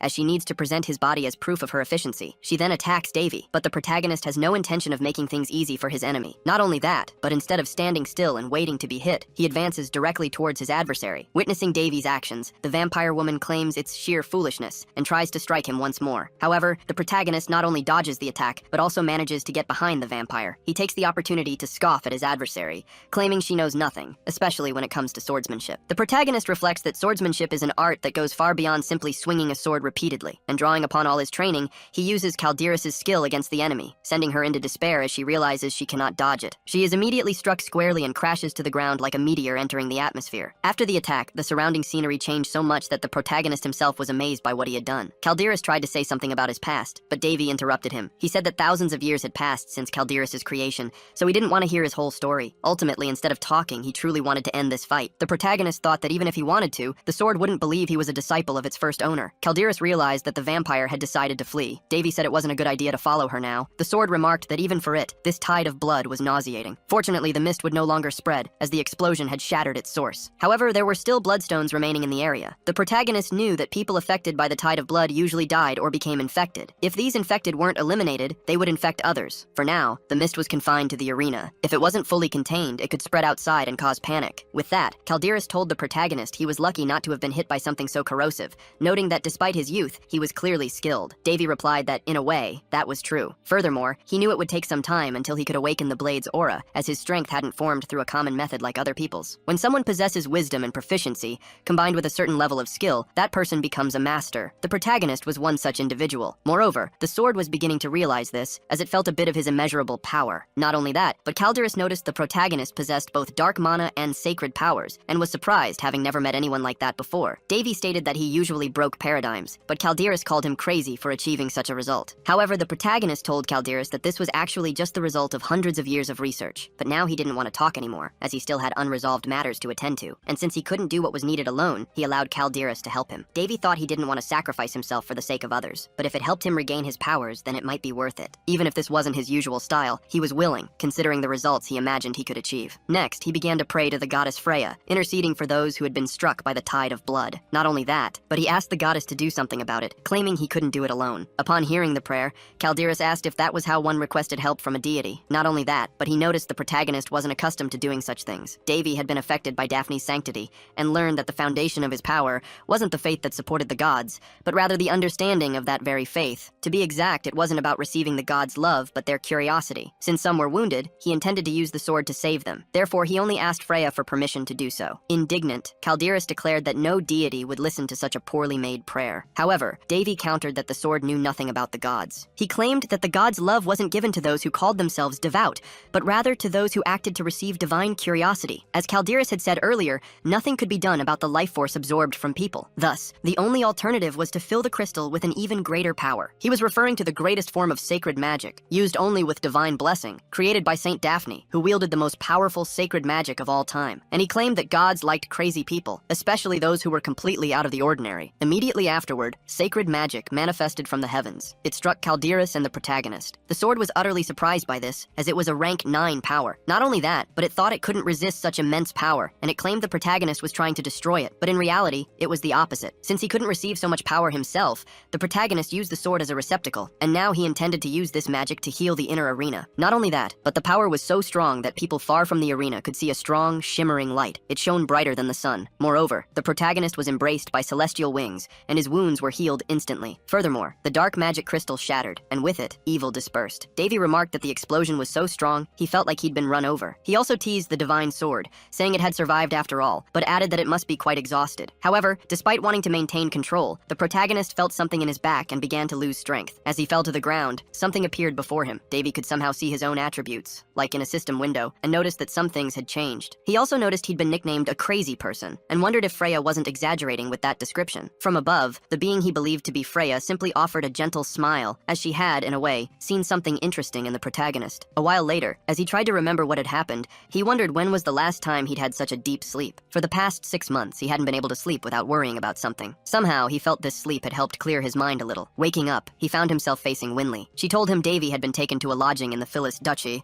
and asked how he was feeling. After getting up, he asked how long he had slept. His sister replied that he'd been out cold for 2 days, and she'd been so worried, thinking he might never wake up. At this, Davy realized his sister had been truly worried about him, and considering what had happened the last time he'd passed out, it wasn't surprising. Then, Winley mentioned she'd had a strange dream where she was in a red mist, and her brother had saved her, but she was doubtful about it, so she asked her brother what really happened that day. Winley also mentioned that while she was examining Davy, she'd discovered something, a mark on his back, which she identified as a stigma, about 3 handspans long, large enough that it couldn't be ignored. In a way, this surprised him, but he soon realized that the pain he'd felt earlier was this very stigma being etched onto his back. This had never happened before. However, he knew Freya was responsible, and wondered if she really needed to draw such a large stigma on his body. Winley explained that, in fact, it was the priest who treated him who discovered the stigma. Not only him, but the entire duchy knew about it, and chaos was erupting outside. Furthermore, when Davy was found, not only had the mist disappeared, but the surrounding sacred energy was concentrated on him. He thought that a stigma meant a deity had granted a person their love, and the good thing was that only this information had leaked out about him. Winley, however, wanted to understand better what had happened to her brother. He was unsure whether to tell her his secret or not,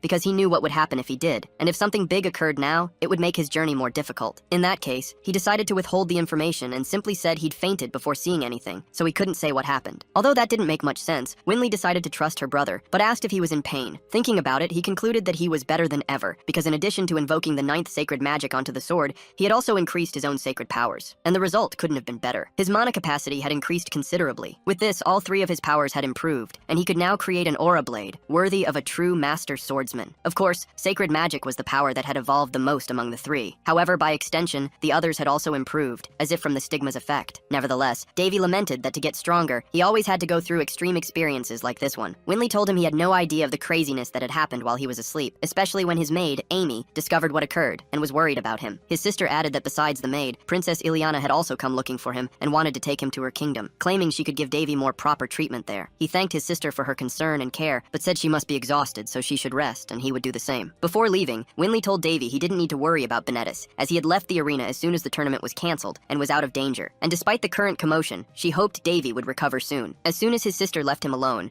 Davy checked the status window that had appeared with his mark again. He noted that it looked like a game, and despite not fully understanding the nature of this system, he concluded that it could only be Freya's doing. He still didn't know if it had appeared because of his prayer, or a mere consequence of using divine magic, but he thought it didn't matter much right now. Then, a voice spoke to him. It said he could pretend to put up a barrier over it, but knew he was already accustomed to being able to peek at someone else's status. Immediately, Davy was startled and asked where that came from. He said it was very bold to try to deceive his senses and approach in such a way, but he promised he would find out who was behind it. Immediately afterward, the being whose voice it was manifested itself and told him to look down. The entity said it was embarrassing to think that someone would be able to break her seal, but if that was divine will, she had no reason to go against it. A flashback showed a moment when he discovered the sword god's talent for art. He wondered whose portrait Harisi was painting. After looking for a moment, judging by the horns on its head and the red pupils in its eyes, he concluded that it could only be the portrait of a demon. Not only that, but judging by its appearance, he deduced that this demon appeared to be very strong. Besides, with so many details in the portrait, Davy deduced that Haris knew this demon very well, as that was the only way he could remember so many details. In turn, Haris said that this demon was beautiful. None of the girls in paradise could compare to her in terms of beauty. Her name was Perselk, but all that remained of her now were the memories her father carried. Because when he was still human, he adopted Perselk as his daughter and taught her swordsmanship. But by irony of fate, he had to eliminate his own daughter and sealed her away with the goal of ending a war. Because of this, Perselk von Faran became known as the Demon Queen of the Abyss. Back in the present, upon seeing the Demon Queen of the Abyss, he immediately recognized her. Noticing this, Perselk said his eyes never disappointed her. Seeing him in shock,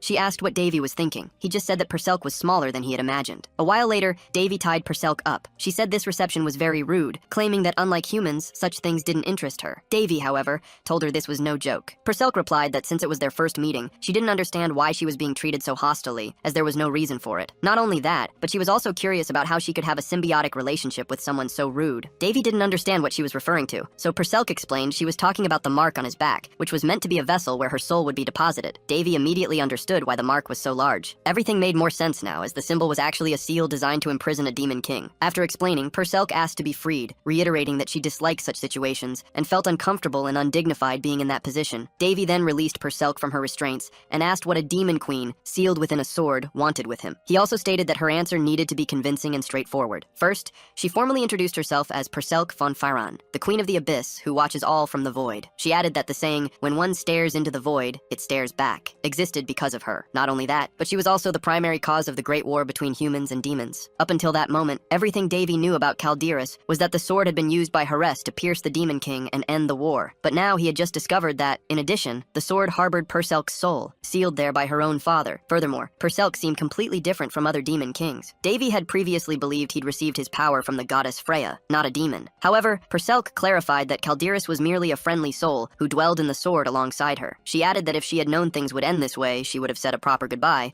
but she also knew Calderas wasn't a very sentimental person. Getting straight to the point, Perselk explained that according to divine will, she had been transferred from the sword to Davy. Davy claimed not to understand the reason behind this, but Perselk confessed she didn't know either, which frustrated her. Regardless, everything happened because Davy used sacred magic through the sword, so Perselk stated he bore responsibility for what transpired. Besides, she had a personal interest in him. After all, Davy was the second person to successfully unlock the divine sword's full potential. Speaking of which, Perselk asked if Davy had ever met Hares. He replied that he had, recalling that Hares always said Perselk could return. The Demon Queen was pleased to hear that her father spoke of her frequently, instead of keeping it a secret. Davy remarked that people needed to learn to hide certain things from each other, and questioned why one would lie to a demon king. In turn, Perselk wanted to correct something about herself. She affirmed that she wasn't the one peering from the void. She had merely borrowed the will of a greater being. She was referring to the status window, and she believed humans customarily called this the Great Divinity. Hearing all this, Davy couldn't believe that a being as powerful as Perselk communicated in such an infantile way. He also wondered what a divinity emanating sacred power expected from someone like him. Perselk, in turn, suggested they take a walk, claiming Davy could use the opportunity to show her how interesting the world outside was. Davy asked what he would gain from it. Perselk replied that he had already gained something, as he had received her powers. She asserted that with the system window, he had become capable of acquiring even more abilities. Davy realized Perselk knew much more about him than he had imagined, and he couldn't ignore that fact. In any case, Perselk claimed it had been a very good trade for him, and she was eager to see how Davy would reciprocate. Davy thought Perselk's powers were quite tempting. He didn't even consider giving them up, so he agreed to do as she wished. Not only that,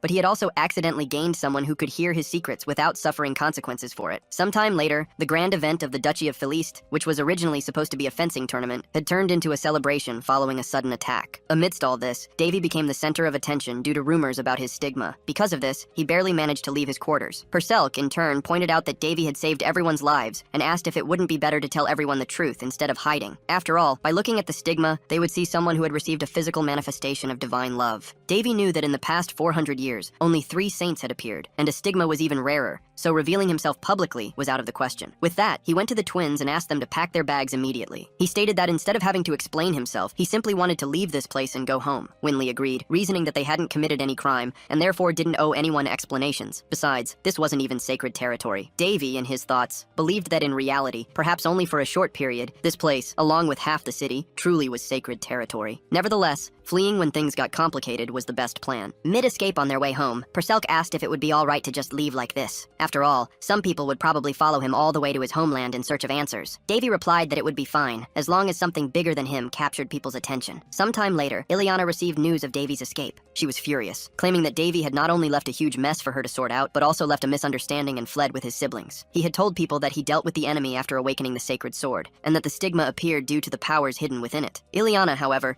insisted that all of it was nothing but a big lie. Seeing the princess so irritated, her maid thought it had been 10 years since she started working with Ileana, and wondered what would happen if everyone discovered that the true face of the cold and powerful princess was actually a rebellious and aggressive girl. Ileana, in turn, told her maid to ask the knights to prepare immediately. On the way back to his homeland, Davy saw his siblings sleeping side by side. He thought that, like this, they even seemed to get along quite well. It was good to see them without fighting, even if it only happened when they were asleep. Amidst this, Perselk asked if he regretted what had happened with Calderas. She mentioned that besides its current owner, Davy was the only one who knew the true nature of the divine sword, or perhaps he was the only one. She believed he should be its true master. Davy wished he could, but he knew he wouldn't be able to use such sacred powers until he recovered his original strength. As tempting as it sounded, he wasn't the type of person who stole, so he wouldn't try to take the sword from its current owner. Besides, he claimed it didn't quite suit Calderis's personality, and he wasn't keen on using such large and heavy swords. Not only that, but he had another sword in mind that he wished to possess. Judging by his expression, Perselk concluded that Davy had a plan. She admitted she didn't know everything, and even when she looked deep into Davy, there were still parts she couldn't access. But putting that aside, Perselk asked what he planned to do when he got back home. She said that with the stigma, Davy's enemies wouldn't be able to move freely, so finishing them off right now would be the best option. Davy claimed he wouldn't do anything without being well prepared. Besides, the opinions of the nobles led by Duke Barrietta held a lot of influence in the kingdom, unlike Queen Linus. For the same reason, the royal family couldn't punish the nobles carelessly.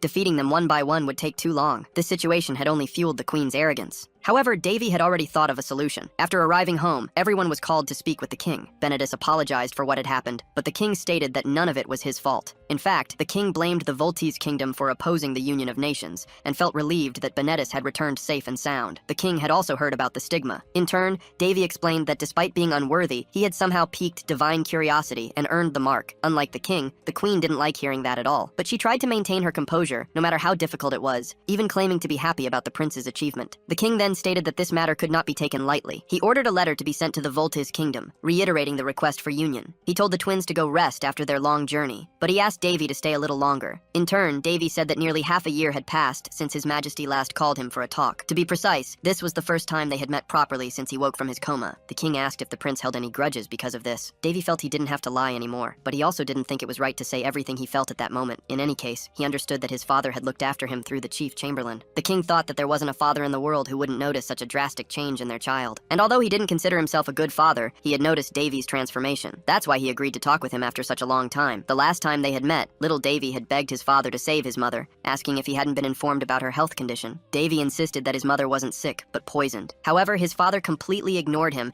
and ordered the guards to remove the child from his presence. Even so, Davy refused to leave without an answer. Yet, there was nothing he could do about it. Only 4 years later did Davy discover the truth about his mother's poisoning, but the king had remained silent on the matter. Now, standing before the king again, he asked if his father felt good after abandoning his mother and marrying the enemy for the good of the kingdom. The king said the fault wasn't his current wife's, but his own. However, Davy didn't want to hear about that. He only wanted to know if the king felt any remorse. After all, his mother had called out for him even in her last moments. No matter how much Davy tried to shake off these thoughts, a scar like that didn't just disappear. Besides, he had seen his mother die with tears in her eyes. In turn, the king stated that he was aware he hadn't been a good father. But he claimed that being king wasn't a position that allowed one to do whatever they pleased, as most of the time, a king had to deal with matters they didn't fully understand. So he asked Davy to live in silence and grow stronger each day, because that way, no one would cross his path or stand in the way of his future reign, for that was what he wanted, to pass the crown to his son. However, Davy realized that his father had apparently completely forgotten about his mother, so he said that normally people say it's a son's duty to follow in his father's footsteps, but he wouldn't do that. He claimed that if being a king meant giving up his own family for the sake of the kingdom,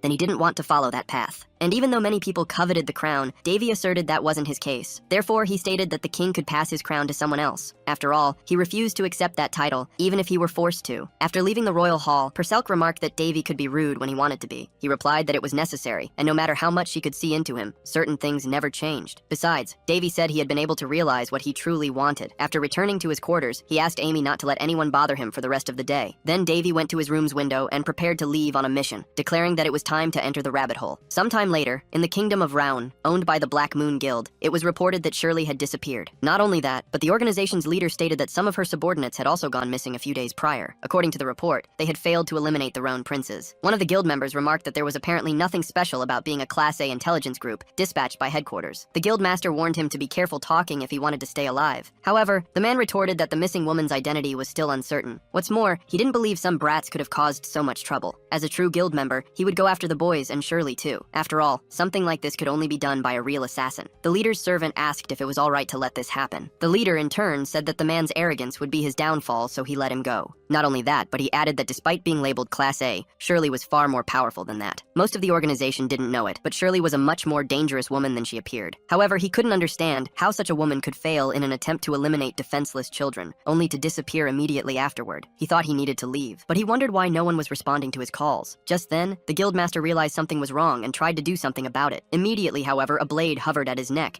and a voice told him to think twice before moving. Not only that, but the leader realized his servant was the first to fall, and he hadn't even noticed. Next, he was forced against his own desk. His captor noticed that the guild leader was an ordinary human, not a vampire. Annoyed, raid, the leader wondered why none of his people had appeared to confront the intruder. Little did he know, the intruder had eliminated everyone else before even entering. The intruder also said that no matter how much he screamed, no one would come to help him. The leader then concluded that if things continued like this, he'd be next. So he tried to talk to the intruder, asking if it was the Ruxo Guild or the Karsha Guild that sent him. Instead of answering, the intruder told the leader that if he wanted to live, he must provide the requested information. Scared, the leader said he'd hand over anything requested in exchange for his life. The intruder then released the man. He then said he didn't need much. He only wanted the list of nobles who were the hands and feet of the Barrietta family, and a list of all the crimes committed by the Duke, who held great influence in this kingdom. He already knew the Duke had a report on everyone he wanted to keep in line, and that those reports were hidden there. The leader tried to flee, but with just a finger, the intruder threatened him, saying he'd only warn him once. At this, the leader concluded he was dealing with a master assassin. The intruder said he was an expert at sensing lies, so trying to deceive him wouldn't be a good idea. Then he asked what the guild leader's next move would be. Sometime later, the intruder appeared with the requested documents. It was Davy himself, disguised. After seeing the list, he concluded there was a lot of information there, but some of it might be false. But there were still other guilds to explore, and he thought he could corner the nobles if he gathered all the reports about them. Perselk said it seemed a bloodbath was coming soon. Davy didn't think that was a bad idea, but he knew he needed to act cautiously. After all, no matter how prestigious a noble is, they'll always have political enemies. Just like his late mother's knight, Marquis Petrice, one of the 3 sword masters of the Round Kingdom. Upon reading a letter,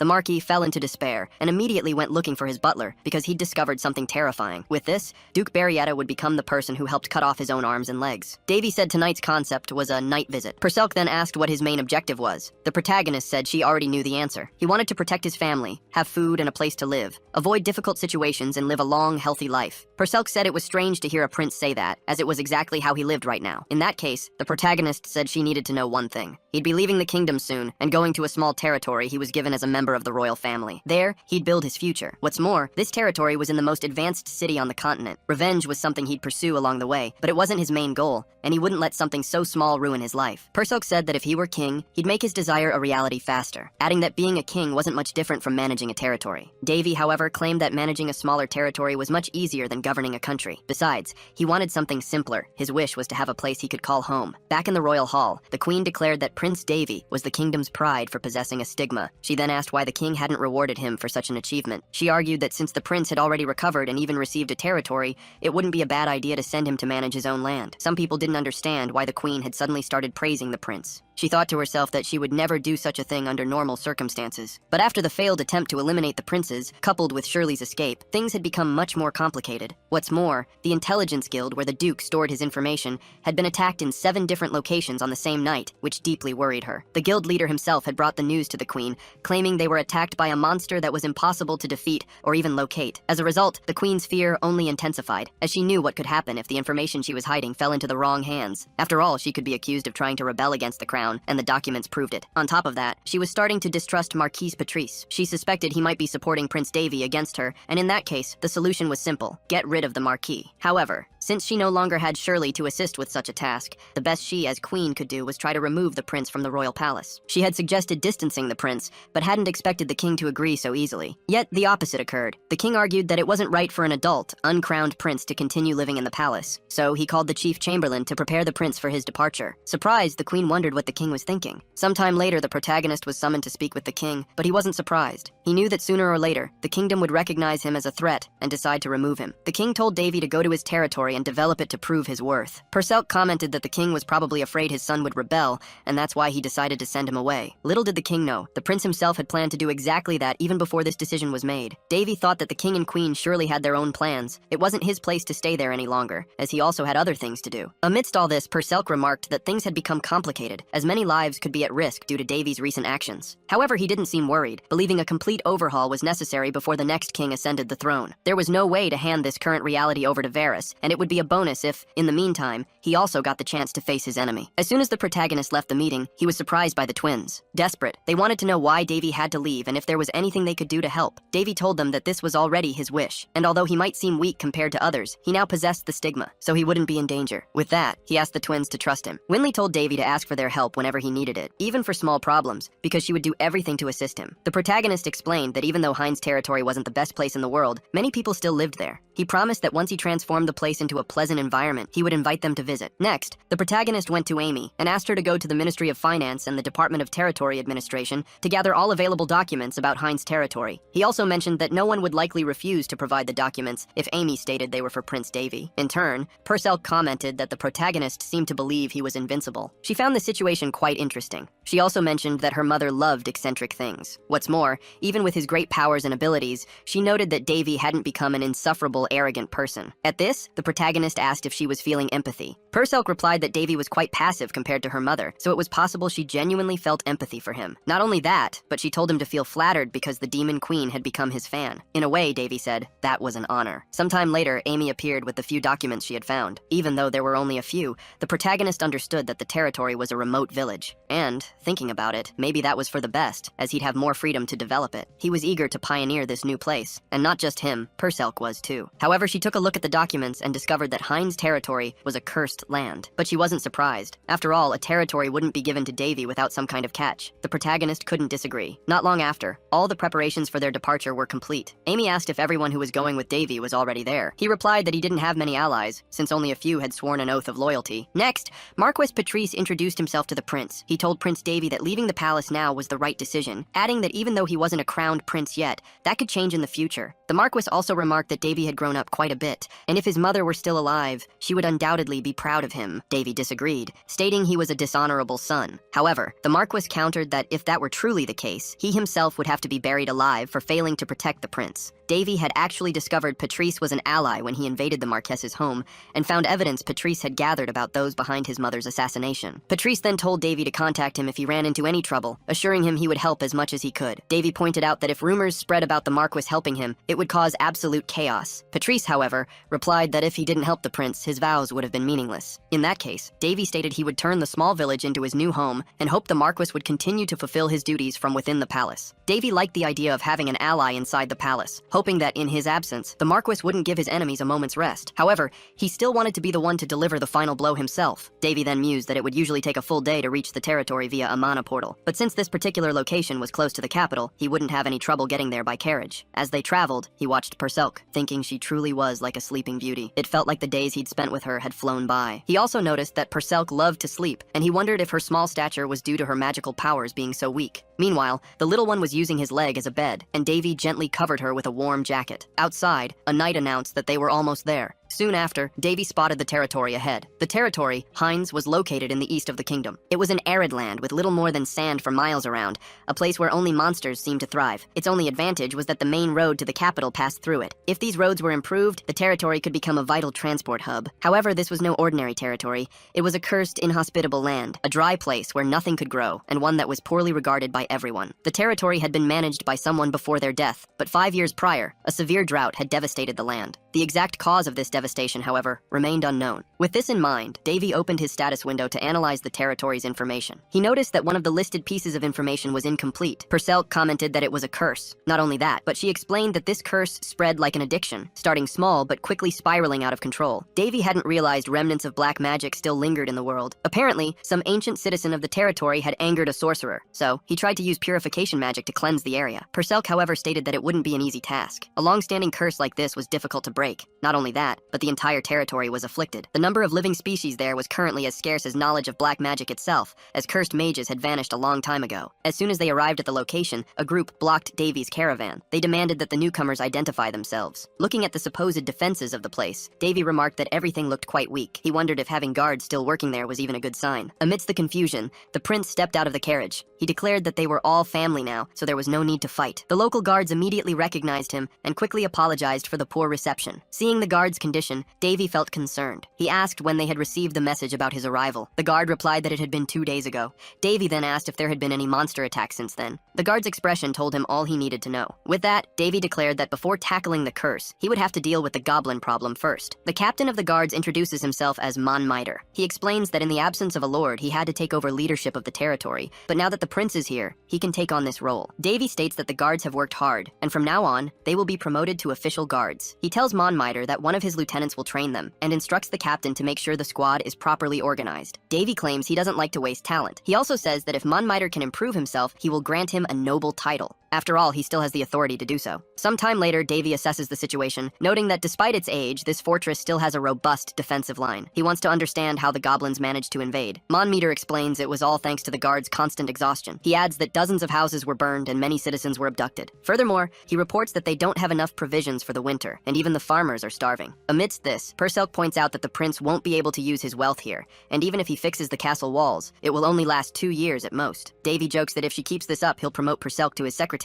She refuses because that would mean less time to sleep. Regardless, Davy doesn't have much else he can do. He then gives some money to the guard leader and asks him to buy as many materials and provisions as he can. Amy, who accompanied Davy to the distant territory, speaks up, asking how he still has so much money. Davy makes up some excuse, but he knows he actually stole it from the intelligence guild. Perselk reminds him that there's no justice in being a thief, but Davy tells her to go to sleep instead of lecturing him. Bernil, who left his position as palace butler to accompany the prince, offers to help with the purchases. He is a relative of the Chamberlain Besfus and says he will make sure to get everything His Highness needs. In that case, Davy tells them to act quickly, ordering that only a minimum number of guards remain there while the rest should gather with the knights. Outside, Davy set up a platform to address the residents. He formally introduces himself as the new ruler of the territory. He states that he's already aware of the goblin abductions, and although some people feel the urge to pursue the enemies, many are afraid and prefer to hide. Even though not everyone is a warrior, the prince insists they cannot do nothing. Otherwise, sooner or later, the goblins will return and repeat their actions. He doesn't just want to defend against the goblins, but to eliminate the problem once and for all. Some residents speak up, agreeing that the prince's words make sense, but they are the last line of defense remaining and can't do much in their current state. However, Davy claims they only need to act successfully once for the attacks to stop. Davy knows that to some, he's just another noble confidant in his own bloodline,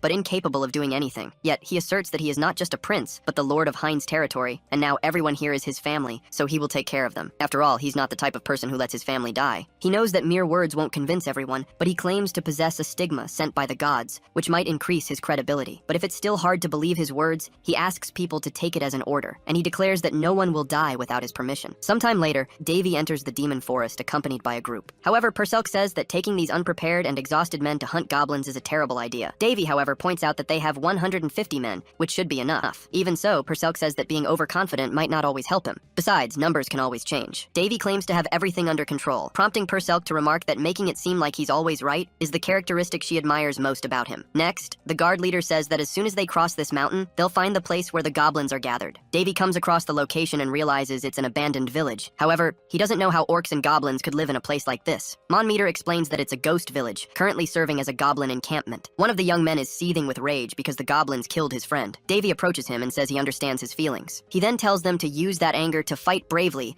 and eliminate their enemies, and by doing so, to honor the dead, avenging them. Davy admires their attachment to those who are gone, even if they were friends and not relatives. With that, he says he's found the right territory. He then attacks first, firing an arrow. An unsuspecting goblin notices the arrow too late and is immediately struck by it. Not only that, but the arrow was covered in flames, causing a fire to break out in the area. The guards panicked, as they thought they would be making a surprise attack, not a frontal assault. However, Davy calms them down, assuring them that he won't let any of them perish. Upon seeing where his arrow landed, Davy celebrated. He had used an arrow crafted by the philandering god of the bow, the same deity who had mastered all Apollonian skills. Now, it was serving its purpose in this attack. Although it seemed chaotic, this wasn't an ordinary skill. It was originally designed to be used as a trap during wartime, but the protagonist had to use it now. After all, he wasn't the kind of person to back down over trivial matters. With that, he prepared for his first action as a lord, blessing all his companions with battle buffs. Perselk asked if it was right to use magic on these men. Davy replied that either way they didn't even know they'd been affected by magic. All he needed was for the men to feel motivated to fight. Now that everyone was blessed, the protagonist stated that soldiers elsewhere wouldn't receive such special treatment. Not even the paladins of the sacred kingdom of Balshaz had this, as only a saint or a pope could use level 7 sacred magic. Davy gave them permission to unleash all the resentment they had held against their enemies until now. He imagined he had always wanted to do this. Then, he ordered everyone to advance. The protagonist had no idea of the guards' thirst for revenge, but seeing how they were acting, he could only conclude they had been eager for this. All the guards were in a state of ecstasy,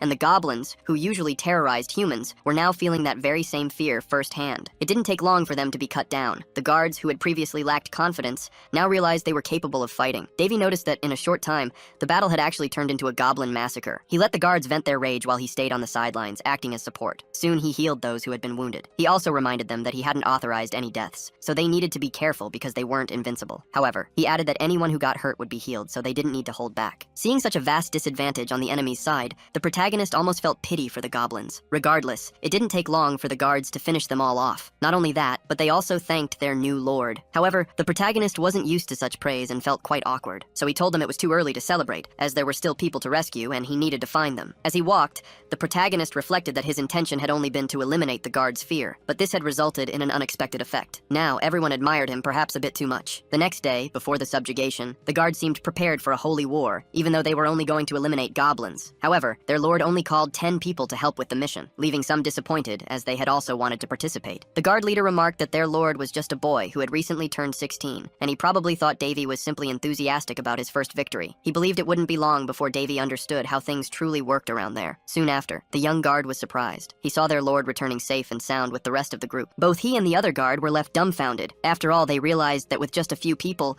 the lord had managed to subdue the remaining goblins in a short amount of time. The protagonist sensed that some people might think the guards who accompanied him had been hypnotized or something similar, but he just wanted to make sure everyone returned safely. Perselk warned that if this continued, they might end up developing a pseudo-religion or something similar. However, Davy stated that there were still some goblins left, so he would have to continue with the expeditions. While he took some with him, others would stay behind and prepare for winter. He thought everything would return to normal in a few days, and the excited guards would calm down. At least that's what the protagonist believed at the time. After that, rumors spread far and wide, and he gained the reputation of a saint among the people. Not only that, but some guards even started escorting the lord as if they were priests of a religious leader. Thus, this became the first time the protagonist regretted something since waking from his coma. Anyway, the protagonist earned the people's trust, unlike many others, and that's important to him. According to Astria, the king who conquered the Palladian Empire on the continent of Bord, and also the man who taught Davy how to use a spear, even when governing a small territory, a ruler deals with people, not cattle. Therefore, people need to willingly follow their leader. Even though Davy didn't learn much about politics from Astrea,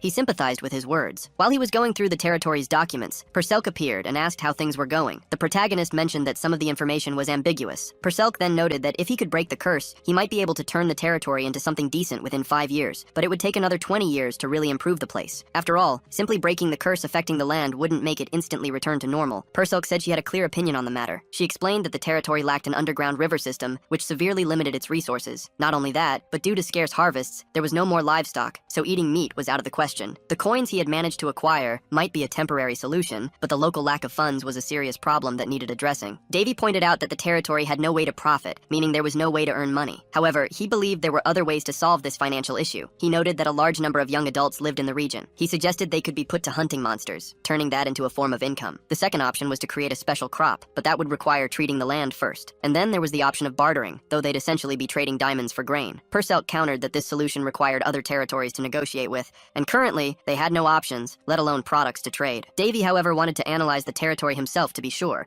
convinced he would find something. He was willing to use whatever was available, no matter what it was. As he searched, he recalled that his dream was to own his own building. Right now, though, he only owned a pigsty. Yet, he remembered these lands were once fertile. The previous owners abandoned them, and then a lord took possession. Davy knew that somewhere there was a mage's hideout, and that mage was responsible for the curse. He wanted to find them to undo what had been done. However, he hadn't yet replenished his divine power, so it would be difficult to undo such a powerful curse without his full abilities, especially since he lacked power reserves. He even considered asking to borrow Calderis again, imagining he could convince the princess with some random excuse. Perselk, however, didn't recommend he try that. In that case, Davy stated there was only one alternative left. He then said there was something right here, practically begging to be used. He then placed his hands on the ground and performed a curse rearrangement. Perselk said she had never seen magic like that before. The protagonist mused that the creator of this magic must be from another continent, which is why his friend didn't recognize it. This magic was also known as the magical programming language, highly programmable since it was created with countless forms and patterns of mana. For the same reason, dark mages needed various artifacts, or a long time for incantations. Perselk then understood that this magic could be used to locate the mage who created the curse. The protagonist confirmed this and immediately began deciphering the codes. Meanwhile, Perselk commented that she had to deduce the information herself, as Davy didn't share all the details he knew. Then she noticed something. Davy said that it wasn't exactly a curse. Instead, it was a self-sustaining greenhouse created by a mage. Next, he headed to the eastern section of the Heinz territory, as he was curious why the territory's border was so well defined. He ended up discovering 7 possible locations where the mage could be, all situated on the territory's borders. Moreover, the dome covered only Heinz territory. It was as if it had been designed to regulate everything related to the territory's climate and geology. Perselk realized that the curse had purposefully dried out the soil and created a lack of rain. The protagonist confirmed this, adding that so far his technique had only managed to locate one of the curse's effects. He still didn't know why it was created, but he did know that the creator's intentions were to turn Heinz into a desolate territory. So, he wondered, what would happen if he removed the curse? Davy imagined that with the right configuration, anything. He could even turn this vast desert into a tourist resort. Following his clues, he arrived at some ruins. He was surprised to find such a place amidst raw rocks, but judging by the architecture, he didn't think the construction predated the Great War. Perhaps the Dark Mages weren't even aware of this place's existence, but apparently, the curse hadn't activated out of nowhere. Besides, the place was eerily quiet. Then a golem appeared, and Perselk remarked that he had spoken too soon. Perselk stated that this wasn't a common golem. It seemed to be using a magic stone as its energy source. What's more, they could possess special abilities. However, the protagonist could only think of one thing. He was attacked but managed to dodge. Not only that, but he ended up on top of the golem. As he tried to grab the enemy's gem, he muttered, "This smells like money." He celebrated upon grabbing the precious stone, claiming it was his lucky day. Meanwhile, on the city walls, some guards were enjoying the peaceful atmosphere while the Lord explored outside. The truth was, no one had expected Davy to be so helpful. Currently, no noble dared to visit such an inhospitable territory. What's more, the people who managed to leave and reach other cities were often treated poorly by everyone else. The only thing the kingdom had done for this territory was to stop collecting taxes, since the inhabitants barely had enough to eat, let alone pay tribute. And amidst all this, a young man was sent here. Some people whispered that Davy was only sent here because he'd been demoted in a power struggle, which made some of them distrust him. However, there wasn't much they could do about it. After all, Davy was the only one willing to help. Besides, before his arrival, they were facing the biggest wave of goblin attacks yet. If it hadn't been for his help, they wouldn't have lasted much longer. Before that, goblins had managed to breach the fort's defenses and even abducted some people. The guards, who could barely protect the place, weren't able to rescue the missing people. In the midst of this chaotic situation, the prince and new lord appeared, raising doubts about his approach. Some thought he would punish the head guard for doing a poor job, but if Davy had done that, many would have turned against his leadership. However, contrary to expectations, the new lord handled the situation very well. He also created an opportunity to counterattack the goblins, and even called the inhabitants family, a gesture that gave some hope that the abducted people might return home. Davy inspired many with his words and actions. Even though he didn't like being called a saint, he became an important figure among the people, glorified as a deity. It was easier for these people to believe a miracle had been performed before their eyes than in an untouchable deity who hadn't manifested to help. A boy helping with the repairs said it was great that the new lord had dealt with the goblins. However, he doubted if this territory had any future. Long before the goblin problem, drought had already devastated the territory. Adding to that, the lack of rain had ruined any attempts at planting. Priests and mages had been sent to try and reverse the situation, but all of them failed. Everyone's conclusion was that this couldn't be solved by human hands. So, no matter how blessed the new lord was, they believed not even Davy could fix these lands. Speaking of our protagonist, he knew that magic crystals were a natural formation of highly condensed and pure mana. Compared to a regular stone of the same size, a mana crystal was 100 times more valuable and powerful. That's why he went crazy when he saw some of these on the goblins' foreheads, and he didn't hesitate to try and get those crystals. Even though he said the task wasn't easy, Perselk disagreed, having seen him deal with the goblins effortlessly. Davy thought the only known fact about mana crystals was that they could be found in ancient ruins, and only in small quantities. This only increased their market value. Despite that, the protagonist wondered how long the money generated by these items would last. Moreover, Perselk said he couldn't just show these items to any buyer, as that would raise suspicions. Anyway, the protagonist continued his path until he found a crystal much larger than the others. Not only that, but he realized this could be the energy source of the curse. With this, he understood Perselk was right, as many had started wars to obtain a crystal as large and valuable as this one. Besides, the crystal was full of pure mana. Davy imagined that if he could use it, he'd be able to freely cast ninth circle spells. So he decided to try, but he noticed that, unlike its external appearance, Davy thought the code's structure was overly exaggerated, just to cause a drought in the territory. He suspected there was something hidden within it. Even though it was difficult to manipulate, he wanted to try and find out. And amidst his search, he ended up finding some energy cores which were hidden within the source code. Seeing the change in the magic's behavior, Perselk asked what Davy had done. He replied that to start, he had spread a bit of water in the area. But there was a catch. With so much water already stored in the clouds, everything accumulated would fall as a single massive downpour. It would be a huge storm. Far away, a discussion was taking place. Some nobles were talking about Marquis Patrice, and they believed that if he continued to act independently, it wouldn't be long before the aristocracy disintegrated. So, they tried to find a solution to prevent any of the evidence from being used against them. For the conspirators, it was as if ghosts from the past were emerging to haunt them, as now several enemies were appearing out of nowhere. Furthermore, the queen had not commented on the situation, nor even on Prince Davy's stigma. Rumors claimed the stigma was so powerful that the boy couldn't control it, so they figured it shouldn't become a problem for them. Besides, the Sacred Kingdom was in the same boat, meaning they couldn't acknowledge the stigma's truthfulness. Not only that, but some believed that instead of worrying about a mediocre prince, they should focus on what truly mattered. Amidst this, Duke Barrietta drew attention to another matter, stating that the cohesion of the aristocracy wouldn't break in a single day. He also said that one must fight, even if it means taking every risk in the world. However, he believed the correct course of action was to find a way to recover the stolen secret information. But, in the worst-case scenario, they should also prepare for war. A servant stated that he would make all the necessary preparations. Immediately, the Duke instructed him to do so discreetly, as this secret could not be exposed until everything was ready. Barrietta felt that his colleagues were greatly underestimating Prince Davy. Unlike them, his instinct told him not to make the same mistake. awake, as something had happened to the prince after his coma. The moment he gained influence and support, he would likely show his true colors. However, he believed that as long as Davy remained in Hind's territory, he wouldn't be able to do much. After all, he wondered, what could the prince possibly achieve in a barren, dead land? Contrary to what Duke Barrietta believed, the protagonist made it rain under the Hind skies for the first time in years. Still, he admitted that doing so was not an easy task. Back home,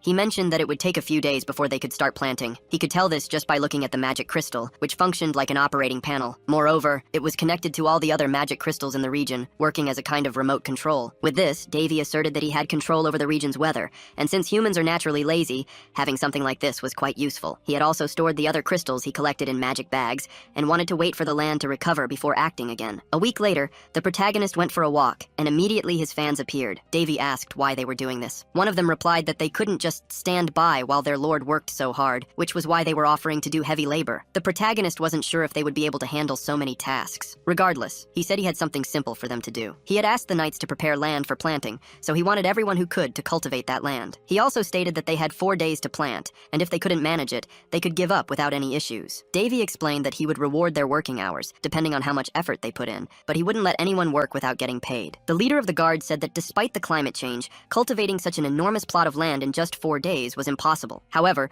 the protagonist didn't understand why. After all, the land had already been used for planting, so they should have equipment to assist with the work. While Monmitter worried about the population, some were only concerned with what they would spend after getting paid. At that, the leader of the guard said they should be grateful for everything their lord had done, and not try to take advantage of his kindness. However, the protagonist was not foolish. Was not. He used his magic to increase the physical strength of the workers, and just as he had done with the guards, he gave these people the necessary motivation. Monmitter was quite surprised to see this, but at the same time, realized it would be useful. In turn, Davy told Monmitter that he would discover a new world once he started using a pickaxe. Moreover, if he had Calderis, he could give the workers an even greater buff. Monmitter asked what the lord intended by giving them so many things. Davy explained that his desire was to turn this dead land into a source of income, because the fastest way to earn quick money was through large quantity and scarcity, and the product that satisfied both conditions was abundance. Even Purselk realized that Davy's intention was to address both quantity and scarcity. Unlike her, Monmitter still didn't understand and asked how the lord intended to do this. The protagonist explained that his plan was to plant moonflowers, in addition to the other provisions they needed. Lunar plants can't be grown on the eastern continent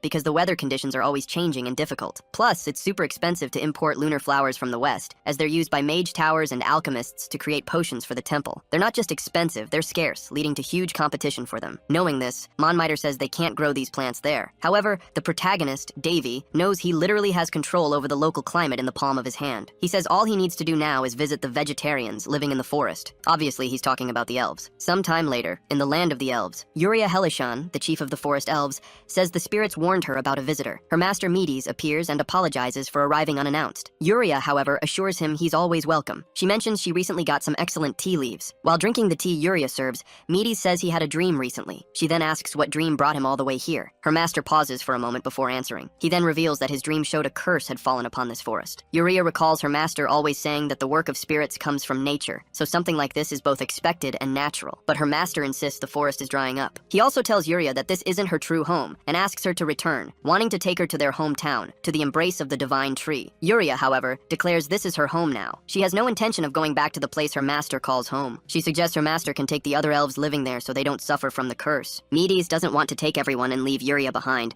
claiming she won't survive if she stays. But Yuria replies that if that happens, it would be the will of nature. She's very attached to her new home, and even hopes that one day, someone might save this place. Yuria feels the lively wind blowing on her face, noting it's as if the wind is telling her about a good encounter. Changing the subject, she asks if her master enjoyed the tea. She then reveals she used cricket wings as ingredients. Obviously, her master was not pleased. He thinks that for a brief moment, he forgot why Yuria doesn't have a good relationship with the Eastern elves. The others call her the most nature-obsessed. Not far from there, the elf's expected guest approaches. Davy thinks elves are a rarely seen species on the continent. According to records, they started hiding their presence 300 years ago, after the Great Incident. Some even believe they don't exist, but Davy thinks he might be lucky enough to find them, as he noticed some spirits watching him during his fight against the goblins. He believes the existence of spirits proves the existence of elves, given their symbolic relationship. Davy would prefer not to encounter them, but if he does, he won't act against them. Purselk doesn't like them much, claiming elves are rigid and stubborn. Davy agrees. He knows Apollon, the elf of doom, probably caused all the trouble, and what little he knows about him makes him never want to meet him. After walking a bit, he finds an enchanted forest, likely the home of the elves. The spiritual creatures living there approach him. He notes that these creatures are usually influenced by those with an affinity for spirits. They might even like him more than the elves, thanks to his purifying powers. Not only that, but Davy underwent intense training to acquire such powers, even diving into fire just just to get used to high temperatures. Yuriana was his spiritualist master at the temple. She had a contract with 13 royal spirits, born as humans. Perselk notices that even without a contract with these spirits, Davy also has an affinity for them. Plus, the fact that he possesses dark mana doesn't interfere with his relationship with good spirits. Perselk then asks how he plans to find the lunar flowers. Davy replies that actually he doesn't even know if these flowers can produce seedlings. After he says this, a small creature places a tiny flower in his hand. Shocked, Perselk asks if it's what she thinks it is. Davy confirms, yes, a lunar plant. Right after that, they discover a garden full of these plants, hidden inside a cave. He then thanks the spirit that guided him there. Perselk realizes there are a lot of lunar plants, enough to replant near their territory with some left over. However, she notices Davy doing something strange and asks, what exactly is that? Spiritual power is based on mana, divine power, and dark mana. Anyone with the power can see spirits. The only difference is the level of affinity a person will have with them. Therefore, the protagonist can confidently admit that there are no spirits he cannot summon. At this point, Perselk asks if he's planning to form a contract with a spirit. Davy explains that this is the Garden of the Moon Goddess, and as the name suggests, the place belongs to the spirits. If someone picks one of these flowers without their consent, a disease will befall them. So, he knows he can't act carelessly. With this in mind,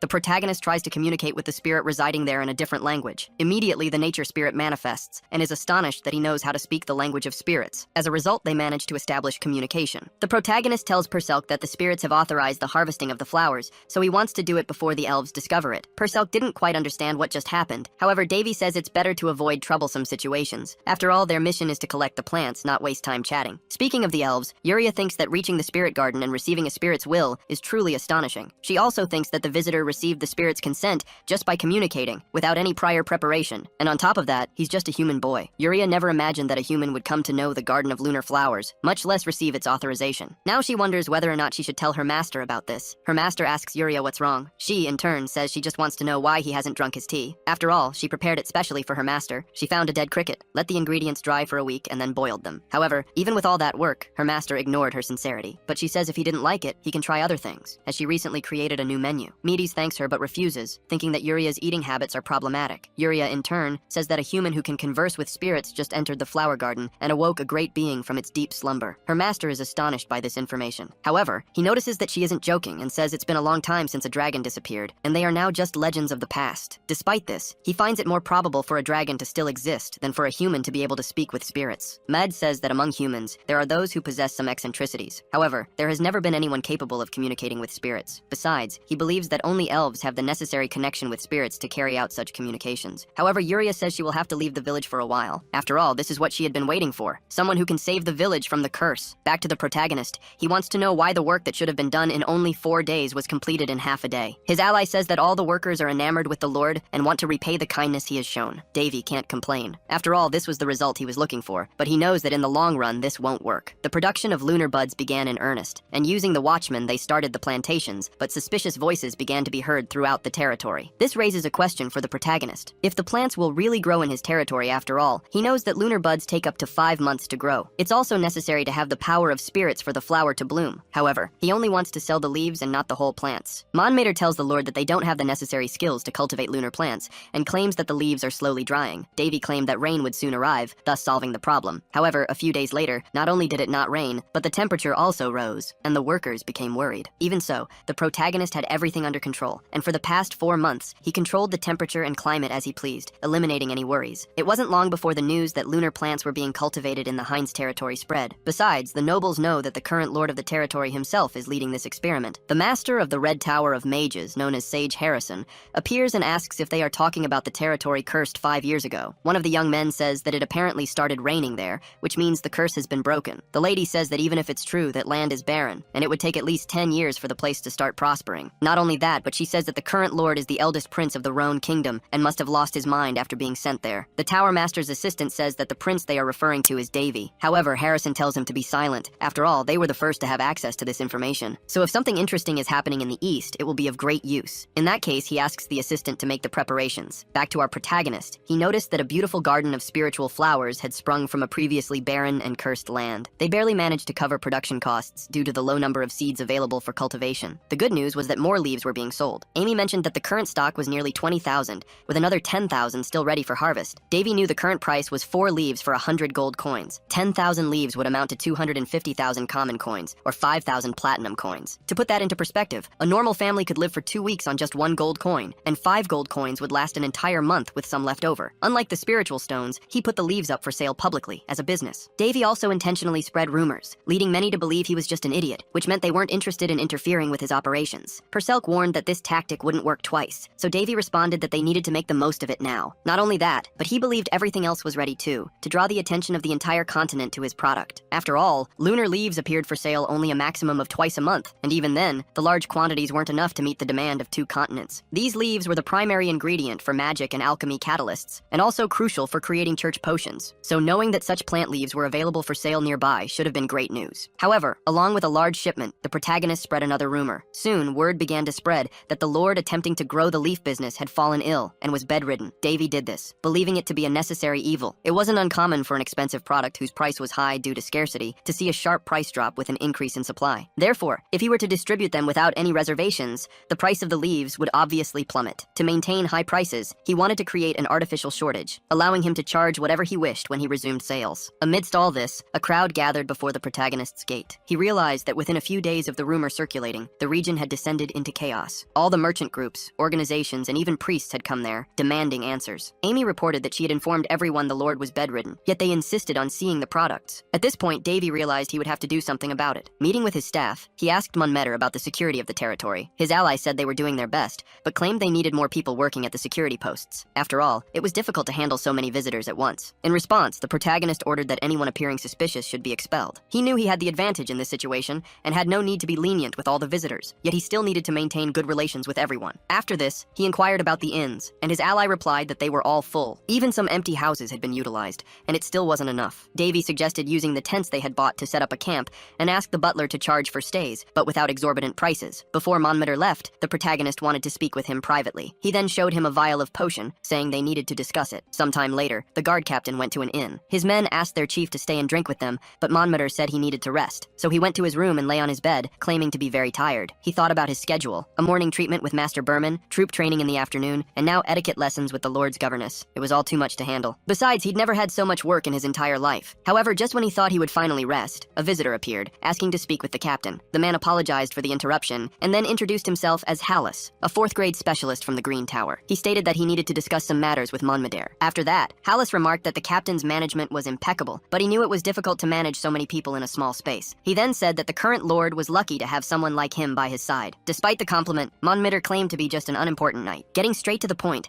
Hallis said he would like to meet with the lord, but his quarters were closed to visitors. He then asked if Monmeder couldn't help him with that. The captain explained that the lord had fallen ill from working so hard, and until he recovered, he wouldn't be able to receive visitors. After all, the lord's health was more important than business. Hallis claimed to understand his reasons. However, he added that the Green Tower had no time to waste. He then placed a bag of money and precious stones on the table. Monmeder immediately stated that he didn't accept bribes. However, Hallis argued that it was actually a gift, and he wanted nothing in return other than Monmeder's friendship. The captain said he wasn't used to receiving gifts like this. Hallis, however, told him to accept it as a reward for working so hard. Besides, it wouldn't be missed by him, and he believed Monmeder would make good use of the money. However, Monmeder was already prepared for situations like this. He thought to himself that everything was unfolding exactly as his lord had predicted. During their private meeting, Davy reminded the captain that he was his right-hand man, and that it wouldn't be long before some tried to turn him against the lord. The protagonist told Monmeder that he might be tempted with bribes or pressure, but he asked the captain to choose those people carefully and discreetly. He also told Monmeder to accept any bribes, pretend to help them, and then reveal to the lord who these individuals were, the ones trying to turn his captain against him. Not only that, but he asked Monmeder to pretend to help them and show them a particular item. Davy explained that it was a magically treated potion, priced at 100 gold per vial. He didn't want Monmeder to sell it, but rather to get the subordinates talking, spreading the word among everyone else. After all, his goal was to maximize the value of his product, and this item would help keep the stock in the region for as long as possible. Back in the present,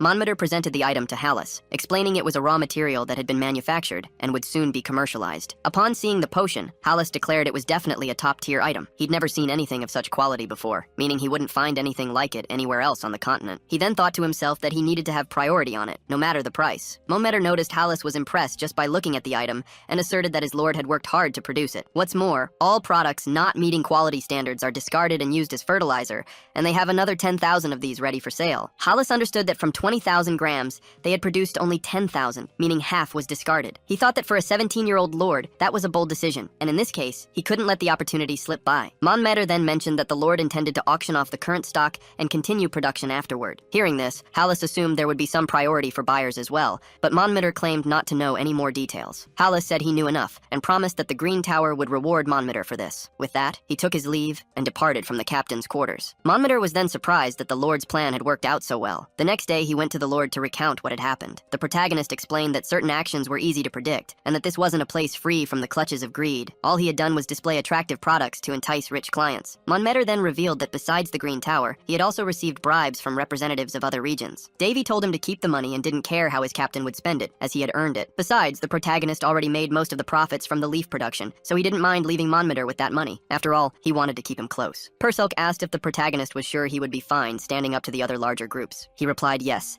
explaining that once the rumor spread, many would want long-term agreements. Branches of various towers and alchemist groups would want to establish themselves in this region, which would transform from an empty territory into something bustling and prosperous. With that, profits would increase, along with an increase in population. Davy knew that in a way, the ancient curse had served to keep the territory empty for him. Now he just needed to manage the new administration. At one point, Euless, the Red Tower Master's ally, reported that the other magic towers planned to invest in the Heinz region with money and relocation. He wasn't sure if he should do the same, so his master said that despite becoming an elder, Euless was still too cautious. He also said it was normal to make mistakes and trusted that Euless would make the right decision. However, Euless argued that it didn't make sense for the regional lord to insist on auctioning off his goods. He reasoned that despite needing more investment, selling directly was more profitable, which made it seem like the lord was intentionally devaluing his own product. Euless didn't quite understand the reason behind this strategy. Little did he know that the protagonist was secretly selling directly to the Western continent. Unlike Euless, his master believed the lord was smarter than he appeared. Harrison explained that in a small region like Heinz, there likely weren't many inhabitants, and they could only buy what was sold within the region itself. Therefore, the lord was accelerating the territory's growth while saving as much money as possible. Furthermore, the territory had geographical advantages for being situated between major trade routes,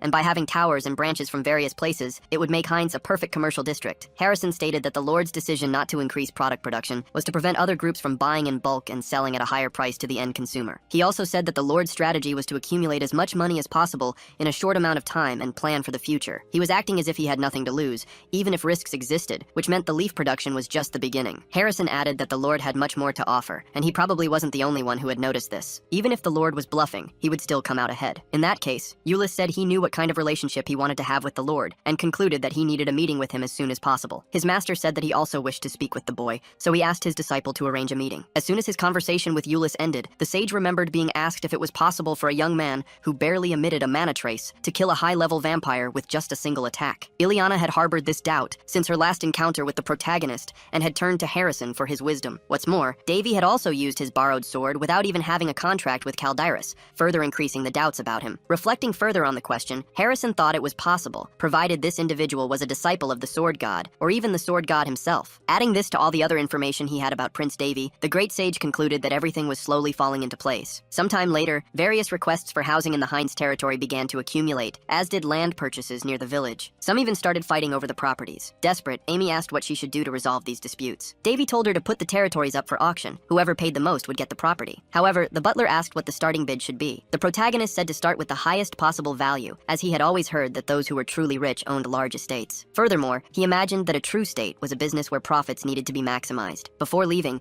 Amy mentioned that a message had arrived for Davy. It was a letter directly from the royal palace. After this, Amy announces the public auction. The initial bid is 90 gold coins. Soon after, a competitor covers the bid, but a member of the Green Tower quickly counters it. Then a representative from the alchemist school raises the bid once again. They've been fighting over the same piece of land since the beginning, and the auction just made things even hotter. With each increased bid, both parties looked ready to fight. Amy announces that the latest bid is 130, so if no one raises it, the land will be sold. While the bidding war rages, Hallis's last bid seems to have won him the dispute. However, in the very last second of the auction, someone else steps forward and covers the bid. After that, the protagonist receives news that they've secured a deal of 150 gold coins per flask with the Aliui trading group. Davy credits this to the strategy he devised with Monmeter. Plus, all the auctioned houses sold at a similar pace to properties in developing areas of the capital. He's happy to have profited on both fronts. Moreover, if things continue this way, Heinz's annual revenue will be around 1.5 million gold, making his territory the richest region in the kingdom. With this in mind, he wants to continue leaf production without increasing the quantity. He also plans to clear land to cultivate other products. Davy believes that too much of anything is bad, so he needs to maintain a balance between supply and demand. He tells his allies not to keep unusable structures standing,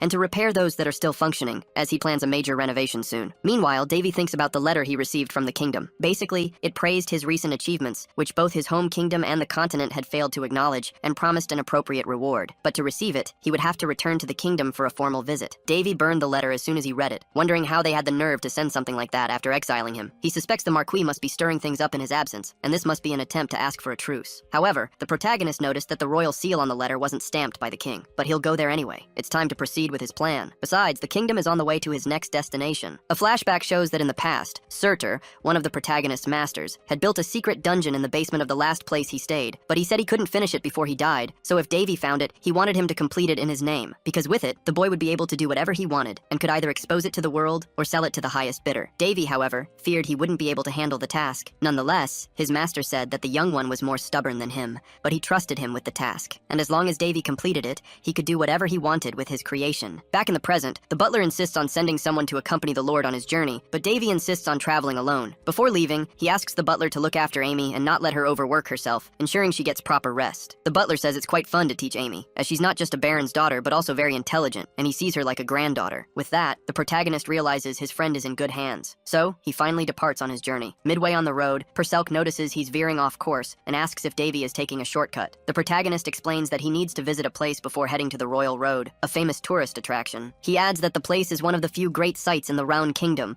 where the entire alliance worked together to preserve and research it. After all, he's referring to the blacksmith Surtur's hometown, called the Valashad region. Davy knows Perselk was raised as Harris's daughter, and figures she must have encountered Surtur at some point. She confirms, informing him that Surtur used to say this place was built with the same materials as the holy sword Calderis, so it must be an incredible location. However, the protagonist disagrees, explaining that the place belonged to Surtur thousands of years ago, but now it belongs to Queen Linnes. Not only that, but it's full of Variettas who are all his enemies, so he needs to enter disguised, as things could get tense if they discover who he really is. The protagonist waits in line to enter the site and uses a fake identification, presenting himself as the mercenary Davy. He thinks he worked hard on this new identity, and as long as they don't recognize his face, he'll be safe. However, he ends up being stopped at the entrance. The guard says he's there to explore the recently discovered labyrinth, but tells the boy not to stick his nose where it doesn't belong, and expels him from the site. Surprised, Davy wonders what's going on. Frustrated, the protagonist just stared at the spot, lost in thought. He thought that even for a noble's land, this place was terrible. Just then, a man approached him, saying the protagonist must be from far away not to know what was happening in the region. The old man pointed at something. In the queue to enter the city, someone was paying a bribe to the guards. The old man then explained that was the only way to get into the city. Davy thought it had been a few years since the laws changed, so bribes shouldn't even exist anymore. However, the old man said the protagonist's eyes were terrifyingly cold. He then handed something to Davy, telling him to give it to the guards. He also said that though it was little, it was enough for Davy to get in, and advised the young man to avoid unnecessary trouble. The old man said Davy resembled his grandson, which was why he was helping him. Davy thanked the kind man for his generosity, and gave him a few coins in return. After all, he realized it wasn't money the guards were truly after. Next, the protagonist approached the guard again. He then stated that collecting money from people was illegal, unless it was a processing fee for large-scale purchases. The guard scoffed, calling the protagonist just a naive kid, and asked what he planned to do about it. In turn, Davy said this was their last chance to redeem themselves and avoid punishment under national law. Therefore, he told them to return all the money they had received so far and confess their crimes. While the guards laughed at the situation, even the protagonist felt a bit embarrassed, but he knew this was just standard procedure. At that moment, the chief of the guards pointed a sword at him. He said no one would care if they killed the boy right there, so he told Davy not to meddle in their affairs. Davy, however, asked if the guard didn't mind being an outlaw. The guard replied that he and his group were the law. Besides, they were following the orders of Duke Varietta. Just as he was about to attack, the old man from earlier interrupted the guard, claiming the protagonist was just a boy and didn't deserve to be punished. Annoyed, the guard, instead of attacking Davy, aimed at the old man who had interrupted him, but the protagonist intervened and disarmed the guard. Not only that, but he said attacking defenseless elders was an act even more cowardly than accepting a bribe. Furthermore, threatening a citizen of the kingdom was the same as stealing from the nation itself. Davy then took hold of the guard's sword and declared that he needed to be punished appropriately for his crimes. After dealing with the guard, he announced that the same punishment would be applied to everyone involved in the scheme. He then told the others not to complicate things further and to inform their chief about what had happened. However, instead of complying, the other guards surrounded the protagonist. Davy then stated that they had chosen the most difficult way to deal with the situation. He also said their actions were enough to have 3 entire generations of their families penalized. But since the guards didn't back down, the protagonist didn't stand idly by and attacked. However, he still gave the guards a chance. He told them to call their chief to that spot before the worst happened. Immediately afterwards, someone appeared at the scene, asking what all the commotion was about. Davy threw an identification pendant in the man's direction and told him to think carefully before taking his next step. Immediately, Viscount Garetta knelt before the prince, having recognized his identification from the pendant. Not only that, but he pleaded for forgiveness, claiming his actions were due to a lack of activity in the region. Davy stated that this region was home to the 1000-day and 1000-night market, and was also considered a treasure by the entire alliance, so he didn't believe that claim. The Viscount claimed that was unfair, since the prince hadn't announced an investigation of the area. Therefore, it was an abuse of power. In that case, Davy asked if the one in charge of the place wanted him to show an authorization. Annoyed, the Viscount said yes, claiming that Duke Varietta would never let something like this slide. Davy realized the Viscount wanted to make make things difficult. He supposed that, being the largest state in the region, even inspectors were afraid to do their job there, fearing retaliation. With that, the Viscount tried to win over the prince with smooth talk. However, Davy asked if he hadn't heard about the recent rumors. The Viscount didn't know what the prince was talking about, so Davy declared himself bloodthirsty. As soon as he eliminated the Viscount, Davy remarked that the man had wasted his last words. Sometime later, the old man drives a cart. He tells the protagonist that 10 years ago, everything was peaceful, but then Baron Alishad of the royal family passed away. That's when refugees started appearing in the area. Soon, exploitation became a problem, and people who sided with the foreigners were punished. The old man lost his son this way. Davy then realizes that this is why the old man helped him. He reminded him of his son, not his grandson. He also says that the old man's son seemed to have been a kind person, judging by this story. Soon after, they arrive at a marked spot. Davy declares that he has finally found the ruins of Valharashad, the historic site of the Market of 1,000 Days and Nights. The old man is unsure if everything will be all right after what happened earlier, but the protagonist claims that the local duke doesn't pay much attention to what goes on there. Then the old man thanks Davy for saving him from the guards and for avenging his son. He now feels indebted to him. Davy, however, just tells the man to simply continue living a just life. As they say their goodbyes,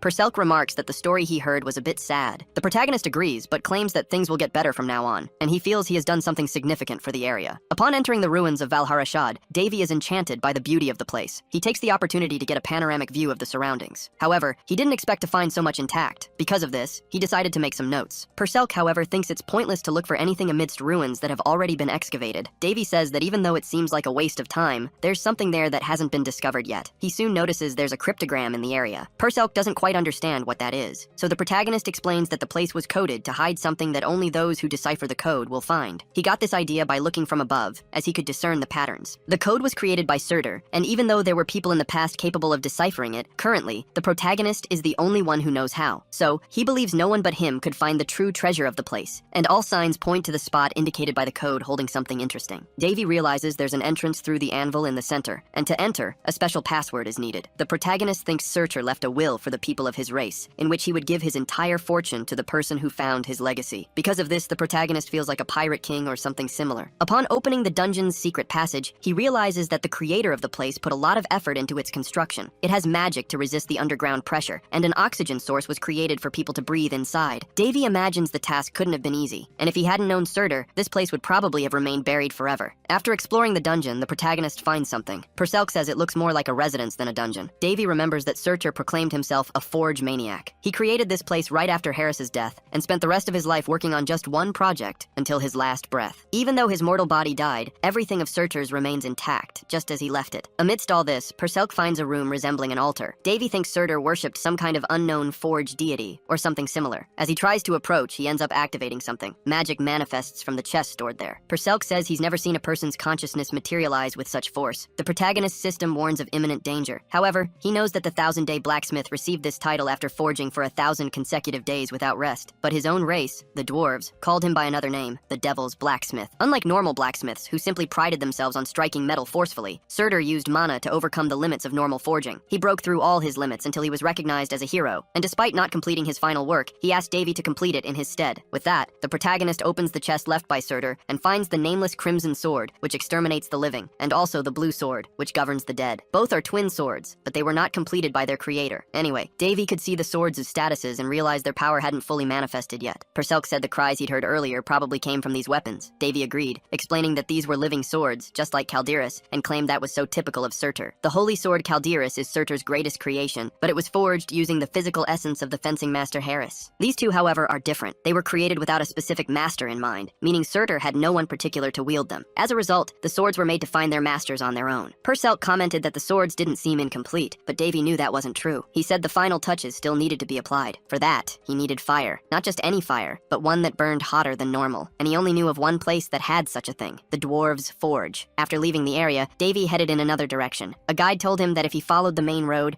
he would soon see the plaza he was looking for. Davy thanked him and continued on his way. He then asked Perselk what she thought would happen regarding the royal summons he'd received. His friend replied that the business he'd created was very profitable, so, as stated in the letter, they intended to reward him, because in just a few months, he'd made more money than the entire kingdom in a whole year, and the taxes he paid had opened the eyes of the bigwigs. Therefore, they would likely try to convince the prince to nationalize the business, making the kingdom even wealthier. However, she knew very well that Davy already knew this, and had only asked to make the trip less boring. In turn, Davy was a bit shocked to have received so much attention from the continent, but he knew it only happened because his business had made such a huge impact. Sometime later, he arrived in his homeland and was greeted by the chief chamberlain. Davy remarked that it had been a while since he last saw Besfus. Besfus replied that he, the prince, had grown, not just in height, but also in stature, thanks to his new ventures. In turn, Davy said he believed the heavens had blessed him, and he was just making the most of it. Changing the subject, Besfus mentioned that some important books had recently been stolen from the palace. This had enraged the king, leading to all related nobles having their titles revoked and facing imminent execution. He also added that the king had already retired for the night, and if Davy wished to see him, it would be best to wait until the next day. Davy thought that even if the information had been gathered with Marquis Paletris at the center of it all, such significant progress wouldn't have been possible without the king's involvement. He also thought that the king had apparently been holding back, but now had decided to go all in at once. Amidst these thoughts, Davy bumped into someone. Prince Carlos had decided to show up to see him. Even though he didn't enjoy seeing him again, Davy said that Carlos apparently wanted to speak with him alone, and asked the butler to leave them alone. Despite his concern, the butler obeyed Davy. Then, Carlos said that Davy had become much more arrogant just because he'd succeeded in a business venture. He then told him not to feel proud, claiming that Davy had merely gotten lucky, and any commoner in his place would have done a better job. But Davy replied that Carlos must be quite envious to say such a thing in person. Davy said that unlike him, Carlos was just an idiot who couldn't do anything without running to his mother first. Annoyed, Carlos said that Davy must have gone crazy to insult him like that, and tried to attack Davy. But Davy pushed him away, saying that Carlos was the one who had gone crazy. He also said that Carlos was delusional, since everyone around him flattered him only because of his position, and claimed that without it, he wouldn't have such an inflated ego. Davy stated that he had been able to achieve things on his own, unlike Carlos, who had everything handed to him on a silver platter and didn't strive for anything. Furious, Carlos tried to attack Davy once more. In turn, Davy thought that if Carlos wasn't such an idiot, he wouldn't have shot that arrow 6 years ago. Remembering this made Davy slightly irritated. So instead of dodging, he decided to counterattack. And with that, he sent Carlos to the ground. Not only that, but he also said that Carlos's negative words reflected poorly on the king. He also pointed out that Carlos had a habit of calling him a commoner, but then reminded him that half the blood running through his veins was the king's, the most important man in the kingdom. Immediately afterward, he took the opportunity to subdue Carlos. However, Carlos stood up and didn't seem satisfied. With that, Davy flicked Carlos's forehead, which was enough to make him cry out in pain. Carlos, his face bleeding, threatened Davy. Davy, however, asked if Carlos hadn't taken enough of a beating. At that, Carlos ran off, vowing to get his revenge in the future. Perselk asked if Davy had punished the audacious prince enough. With a smile, Davy replied that he had only been playing with Carlos. Startled, Perselk realized Davy had actually enjoyed what he did. She told him never to laugh like that again, as he might end up scaring someone. Davy hadn't realized this, thinking it was just a bad habit. Anyway, he said he had put a curse on Carlos, one that couldn't be cured even with magic. Perselk asked what exactly he had done. Davy replied that he had simply given his dear brother a gift, one that everyone would witness at tomorrow's meeting. The next day, the nobles gathered in the royal hall. They discussed how best to profit from and use the money raised by Prince Davy's business. The king himself, however, had not yet spoken. Perselk observed that the nobles were discussing Davy without even involving him, as if he weren't present at all. She didn't see Marquis Patrice, the only noble who had shown any empathy for Davy, unlike the others who only cared about money. This made her worried about the direction of the conversation and the future of the country. Meanwhile, Davy remarked that next time he might open a restaurant, having heard that the most profitable businesses involved food and water. He added that he had no experience with such things. The king then spoke, stating that before any decisions were made, Prince Davy must be rewarded, as he was the one who had brought these blessings to the entire kingdom. He thanked the prince on behalf of the whole kingdom. Davy, for his part, said he had done nothing more than his duty. Even so, the king claimed that Davy had achieved something greater than anything in the past 10 years, promising to reward him with anything he requested. However,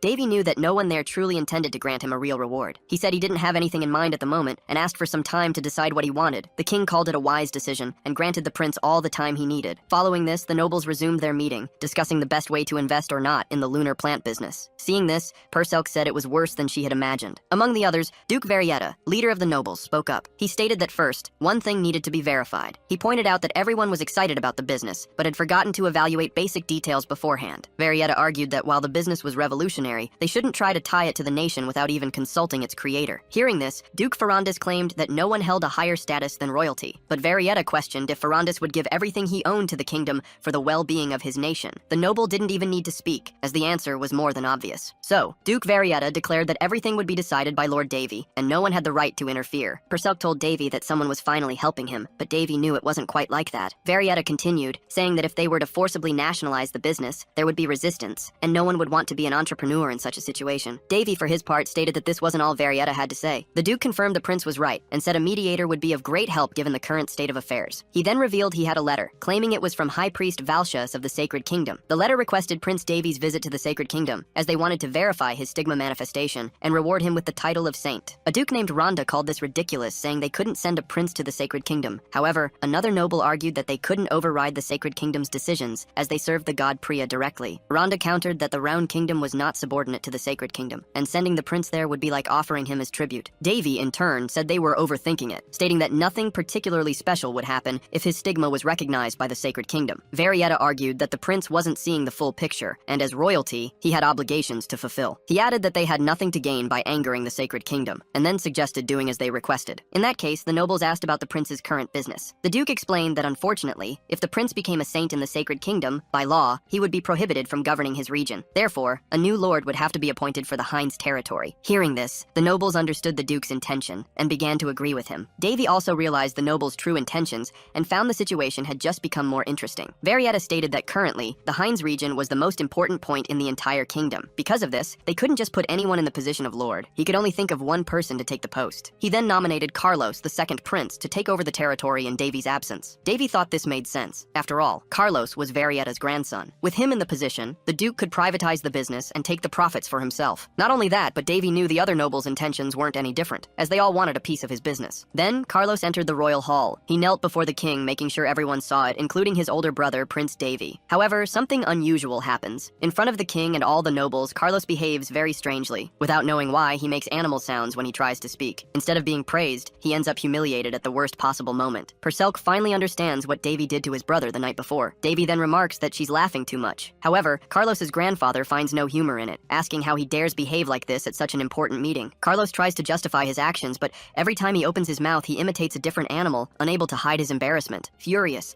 the king says he doesn't want to hear another word from him and orders the guards to remove Carlos. Not only that, but he declares that until further notice, Carlos will be on probation, without possibility of appeal. Still trying to justify himself, Carlos only brings more shame, and his behavior also affects his family members. To make matters worse, as he's being forcibly removed, Carlos's hat falls off his head. Immediately, everyone is shocked by what they see. Carlos, known for his long hair, has gone bald overnight, and he tried to hide it with his hat. But now everyone knows the truth. Seizing the opportunity, Davy states that his brother isn't mature enough to hold his position as the lord of the Hinds territory. This leaves Varietta incredibly irritated. Not only that, but Davy asks if the count's position is above the king's. Seeing Varietta's astonished face, the protagonist asks another question, challenging Varietta if this kingdom belongs to him. The count says no, believing the prince has misinterpreted him. He also states that all his actions are for the good of the kingdom. Davy in turn asks why the count has a letter from the Holy Kingdom that even the king hasn't seen. He also asks why the count is siding with the nobles but pretending not to, thus stating he doesn't trust his words. Cornered, Varietta asks what the prince is suggesting. Davy says that all the count tried to do was sell this country according to the Holy Kingdom's request. Not only that, but he also wanted to use the chance to take possession of Davy's business. Davy claims the count is no different from the other nobles and says he has a solution to deal with the Holy Kingdom. The king asks what the prince has in mind. Davy replies that all inhabitants of the Holy Kingdom are human, and furthermore, even the high priest is not above the king. Next, the protagonist uses a crystal ball to make a call, communicating remotely with Father Velium from the Holy Kingdom's administrative department. Davy apologizes for the sudden call, but asks if the Pope has decided on the matter he mentioned earlier. Before hearing the answer, the protagonist knows that even in a holy land, humans need to conduct business. And even though the high priest is an important figure, he contacted the Holy Kingdom's highest authority directly, the Pope. Father Velium says the high priest acted alone, without the Pope's authorization,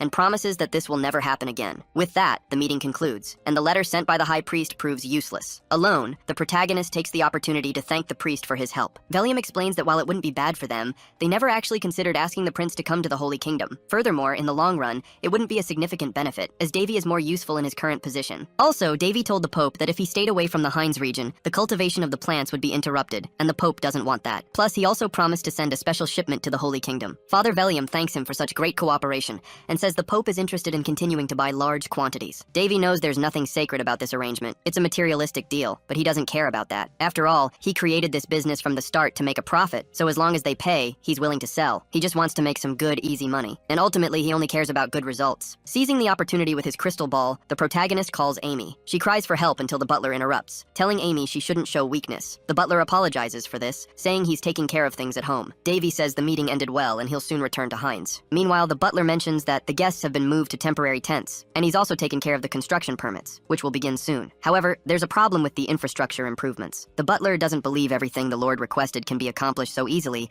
because there isn't enough time. The protagonist thinks that even though he revived a territory, Hinds has been stuck in time, and its local technology is quite outdated. Therefore, the butler claims that finishing everything requested would take 10 to 20 years, as the problem can't simply be solved with money. Davy realizes that despite having money, he has nowhere to use it, so he claims it's time to start his second venture. He says he'll rely on the skills and technology of the continent's greatest engineers. After all, he's prepared an offer impossible to refuse. Basically, the protagonist intends to trade corn for diamonds, and nothing beats a trade item that offers a great return with low risk. He's referring to rocks. Sometime later, Davy travels to the territory territory of the Yellow Rock tribe. This is a village of dwarves located in the northern region of the kingdom. Dwarves, often called little engineers, are known for being stronger than humans and for their high resistance to heat. In addition to being considered perfect for engineering, and unlike elves who are merely legends, dwarves have some contact with humans. However, they don't have much interest in other species beyond trade, so only important humans like nobles and royal representatives interact with them. Being promoted to the point of being able to enter a dwarf tribe was the reward the protagonist requested from the king. Instead of asking to be king, he decided to take another path, knowing that if he hadn't made this specific request, he wouldn't be received so easily by the dwarves. After all, the little ones aren't very easy to deal with. When he made his request to the king, he and other nobles were wary, as angering the dwarves could close the doors with them forever. Davy said he was fully aware of this, and that's why he requested such a reward. Furthermore, he said he was confident he could at least pass through the gates,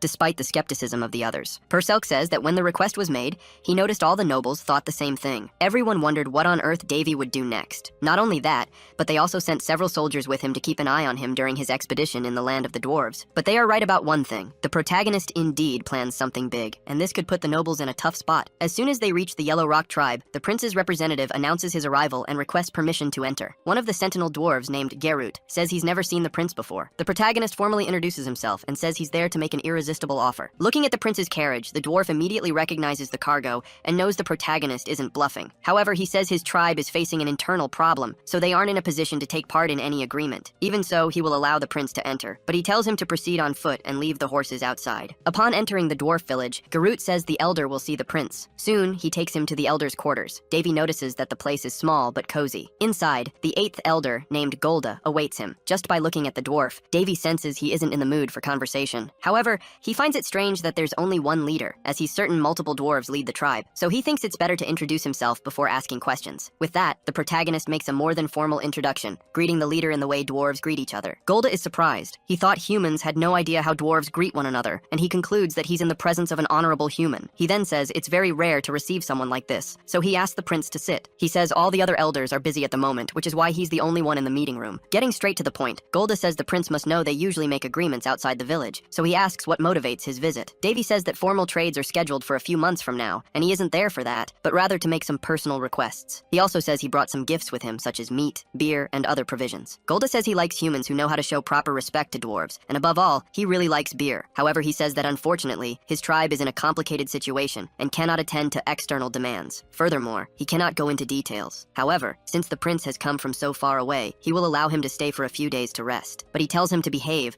because if he causes any problems, he will be expelled immediately. Afterward, Golda leaves the place. The protagonist, in turn, takes the opportunity to check the dwarf's status. With this, he discovers that Golda was forced by the others to be the only one to meet with him. In a way, Golda liked the respect and gifts the human demonstrated. However, Golda's greatest frustration stems from the Flame of Beginnings, which is known as the sacred sword of the dwarves. In the past, Surtur had mentioned creating an item with the dwarves. Back then, he wasn't very skilled, so the item's quality wasn't the best. However, they both felt so accomplished that they celebrated for days after finishing the creation, which was quite significant for Surtur. Back in the present, the protagonist is staying in the dwarf village. He says he didn't expect to hear about the Blaze of Beginning sword there. Davy once heard that this sword didn't have a sharp blade. It was created by Surtur in partnership with the dwarves, their first collaboration as species. As a symbol of their unity, the sword wasn't capable of cutting. Moreover, this sword carries Surtur's memories. What's most interesting is that it's actually a prototype, the first version of Calderis. Even though it was made differently from other swords, the general production method is the same, as it involves creating items using mana. This method unites the material and non-material worlds. Furthermore, the materials themselves, like the hammer used and the iron treated, are also unique. Basically, this method requires a blacksmith to seek knowledge beyond their current understanding. Given how close-minded dwarves can be,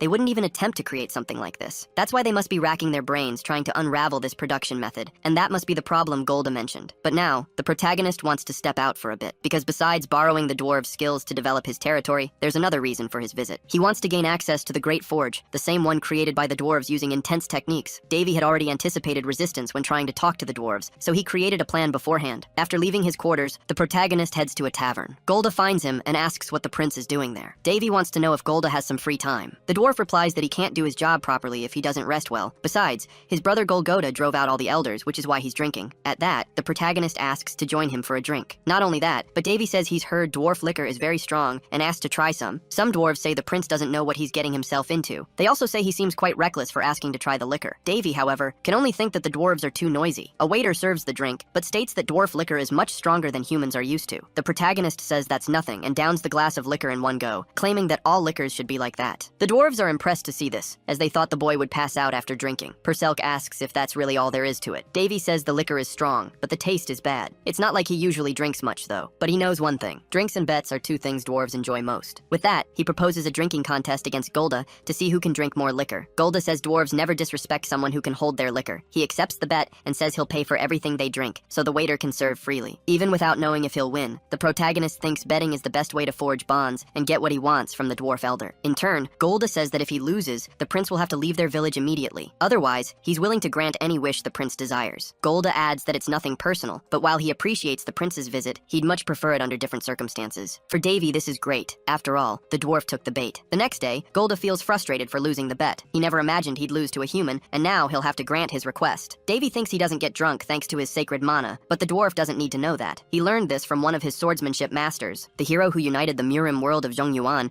named Cheonma Dokojun, was not only skilled in combat, but also known for his heavy drinking. Even Daphne, an immortal saint who loved to drink, swore not to get involved with Cheonma Dokojun when it came to alcohol. The problem was that while learning swordsmanship from him, drinking became part of Davy's routine. His master forced him to consume alcohol as it was part of his swordsmanship technique, and this only made the training harder for the protagonist. Compared to someone like that, the dwarves are nothing. Anyway, Golda intends to honor the bet and asks what the prince desires. Before that, Davy asks if the tribe's turmoil is due to the blaze of beginnings. Golda says yes, explaining that the sword was being protected by the dwarves but ended up breaking. The sword passed through several tribes before reaching them, and his father was the last one responsible for looking after it. But since he passed away sooner than expected, the responsibility fell to Golda and his older brother, Golgoda. The dwarf tells the protagonist to feel free to ask about other matters too, as he's open to conversation. As Davy expected, by being treated with courtesy, the dwarf is returning the favor. He thinks it was good to have drunk with Golda, as it caught his attention. Next, he mentions that although he isn't a master, he possesses forging skills, and asks if he can participate as an assistant in the project involving the broken sword. Sometime later, Davy is led to the central forge. Upon arriving, Perselk finds it incredible that the dwarves managed to build all of this without mana or alchemy. However,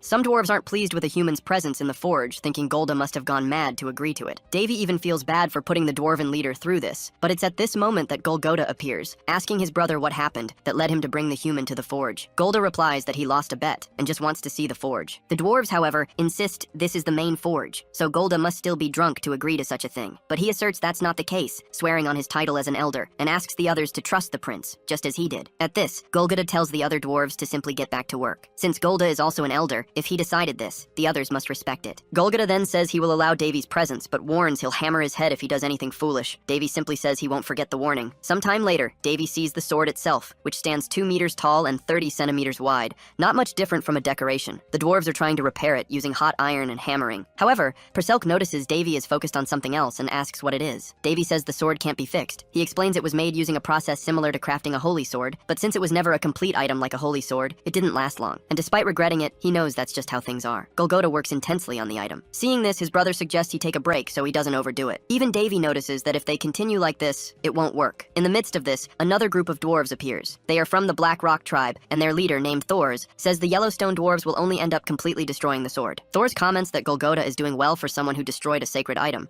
adding that he never liked the idea of Golgoda being in charge of the sword. He also says it's not too late to hand the sword over to the Black Rock tribe, claiming their smiths will take much better care of it. The Yellowstone elders respond that even the best smiths of the rival tribe wouldn't be able to fix the sword so easily. Thors retorts that they are mistaken, pointing out that they've been working on the sword for a long time without any progress, and therefore might end up destroying it completely. He also states that the elders of the other tribes have already agreed that the sword needs to leave the Yellowstone tribe, as they can't leave this item in the wrong hands. After all, things would have been different if the father of the Gord brothers were still alive. Hearing these words, Golgoda looks desolate. With that, Thors declares there's nothing more to see there, and he will take the sword to his tribe, whether the Yellowstone dwarves like it or not. However, Davy speaks up, asking if Golgoda is truly a master smith. Seeing this, Thors scoffs that Golgoda must really be finished, having even found a human friend and brought him to the central forge. At this, Golda tells Davy to step back and not get involved in this matter, but Davy says that a true master smith feels the spirits in each of their works and respects every single one of them. However, he claims Golgoda threw that mentality away from the beginning. Then, Davy takes the dwarf's hammer and uses it on the sword. In shock, the dwarves think the sword is now completely ruined. Some even try to pull the human away from the sword, so he doesn't make the tribe's situation even worse. However, Davy asks if Golgoda truly wants to resolve this situation. Golgoda says yes. Davy then states that having a big ego won't solve the problem, especially when this sword has protected their small village for 3,000 years. Instead of letting go of an item that fulfilled its duties, Golgotha is imposing his own desires on it, trying to forcibly repair it. Davy claims that an item that was the pillar of the village shouldn't be treated this way, and anyone who doesn't understand this shouldn't be called a master smith. Even though he knows he's standing before the best artisans on the continent,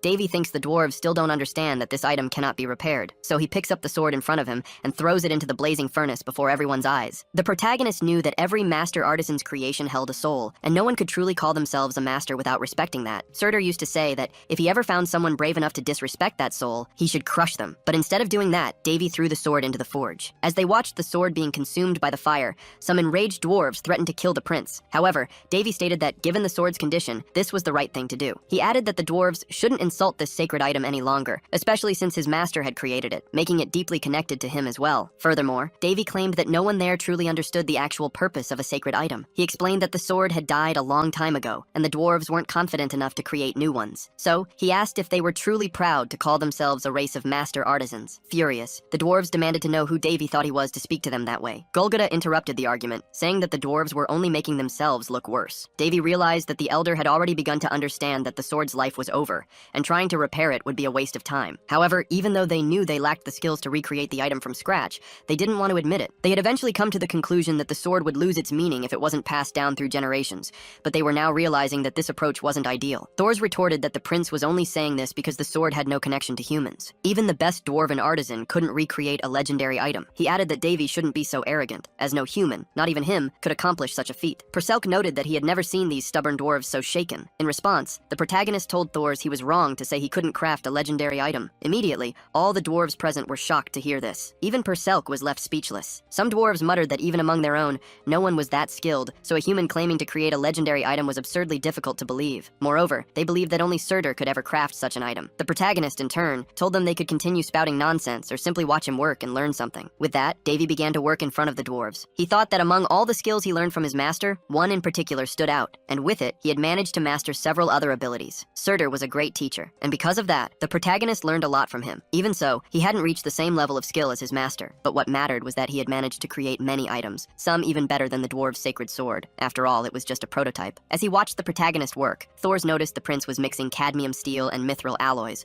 and immediately told him to stop. However, Davy replied that unlike them, he wasn't constrained by common sense in creation. He claimed that the rules the dwarves had created didn't apply to him. Furthermore, he argued that common sense didn't truly exist, as the possibilities for innovation were endless, provided one changed their approach. One could combine various processes to create new things, even if apostle was what they called the dwarves. The dwarves watched the protagonist work, disbelieving what he was doing. After some time working, a sword was created. Davy showed them the item, stating that it had been quite easy to create. The dwarves realized the protagonist had melted the old sword and forged a new one. Upon seeing the item, they were dazzled by the creation. Not only that, but the protagonist believed his new sword's strength was far greater than the previous one. Perselk praised his work, and Davy replied that if they threw out the idea of common sense, anything could be created. He explained that the most important thing was the texture, as the sword would absorb mana on its own. In short, it was a structure that made mana circulate throughout the sword, very similar to the mana circle inscribed on his own body. Next, he asked if Elder Golgotha recognized the technique he had just demonstrated. Davy explained that only a few items could self-heal without the aid of mana, which made them different from artifacts that became useless once their mana ran out. Perselk noted that despite the tumultuous start,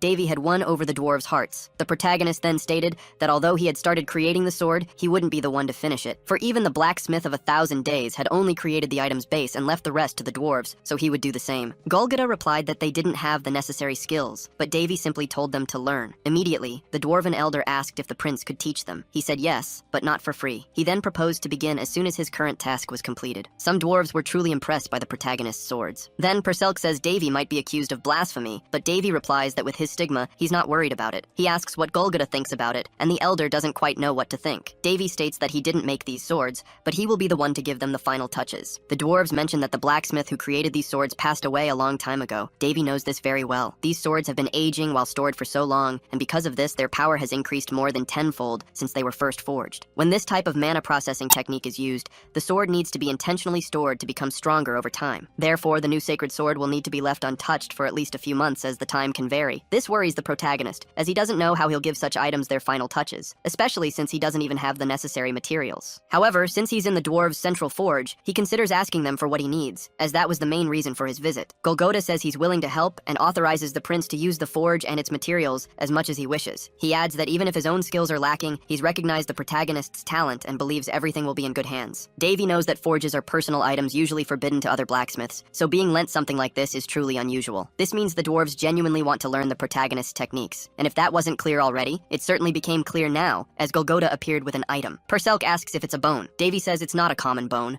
but rather the bone of an unknown ancient dragon. Golgota claims there's nothing more precious than this, stating that the item is a family heirloom, passed down through generations because no one had the skills to use it. The protagonist becomes very excited, as he never imagined he would see a dragon bone in such a place. However, a dwarf draws attention to something. He says that if the prince takes both the dragon bone and the elder's personal forge, it could cause a problem. So, he offers his own forge instead of Golgota's, telling Davy he can take whatever he wants. Not only that, but several dwarves start arguing over who will help the protagonist with this project. They begin offering various items and materials to the prince, claiming they also have family heirlooms to offer. Sometime later, the protagonist stands before a pile of various items. Perselk then asks if he has everything he needs. Davy says yes, and thanks the dwarves. Golgota says he'd like to help more, but explains that there are rules blacksmiths must follow. In any case, he leaves the prince free to work, and in the meantime, he will study the techniques Davy has already taught. Now that he has everything he needs, the protagonist wants to get to work. A flashback shows that in the past, Miss Bean was furious and wanted to unleash all her anger on Davy. Surtur, however, wanted to know why she was so annoyed with the boy. The Hall of Heroes looked much like a paradise. It was created by the heroes' subconscious and served as a resting place for them in the afterlife. Thanks to Odin's ability to create dragons, Davy had the chance to touch an unknown dragon bone. Surtur really caused trouble for the goddess of mages. He had used a dragon as an ingredient to create the sacred sword, which displeased Miss Bean greatly. But instead of being angry with him, she blamed Davy because he was tasked with overseeing the process in his master's place. As a result, the protagonist didn't like having to learn how to use sacred relics, as he thought they didn't even exist in the real world. But back in the present, he realizes he was wrong. He intends to apply fire resistance magic to his creation. However, he knows that if he makes even a single mistake, everything will go wrong, and the sword will melt. Perselk watches the process closely, and finds what he sees beautiful. For the red sword, which used to be blood red, suddenly took on the color of a transparent ruby. As for the blue sword, it resembled a supernova in the night sky, as if it had connected with Davy. In addition to seeing how much the swords had changed, he also noticed Davy's intense concentration. Indeed, the protagonist is, as he knows what will happen if he makes a mistake during the process. But he knows what he's doing, and after intense work on the swords, he finally manages to complete both of them. After finishing his work on the swords, the protagonist felt he should give them names. Perselk asked if he had anything in mind. He replied that as soon as he saw the two, the names came to him. He then declared that from now on, their names would be Azure and Carmesum. Along with this, he also checked the sword's new stats. Perselk remarked that the names were awful, noting Davy's lack of creativity. However, he was more interested in their attributes than such minor details. So, he decided to test the Carmesum sword. Perselk asked what he was doing. Davy said he was just testing the cut. Immediately, a wet stone in front of him began to melt. Perselk observed that Davy hadn't even used force to strike the target, yet the stone was cut in half. Next, Davy decided to test Azure, but this time, he didn't strike any target. However, Perselk noticed it wasn't for nothing. The sword had cut mana in the air. The protagonist confirmed that everything was as it should be,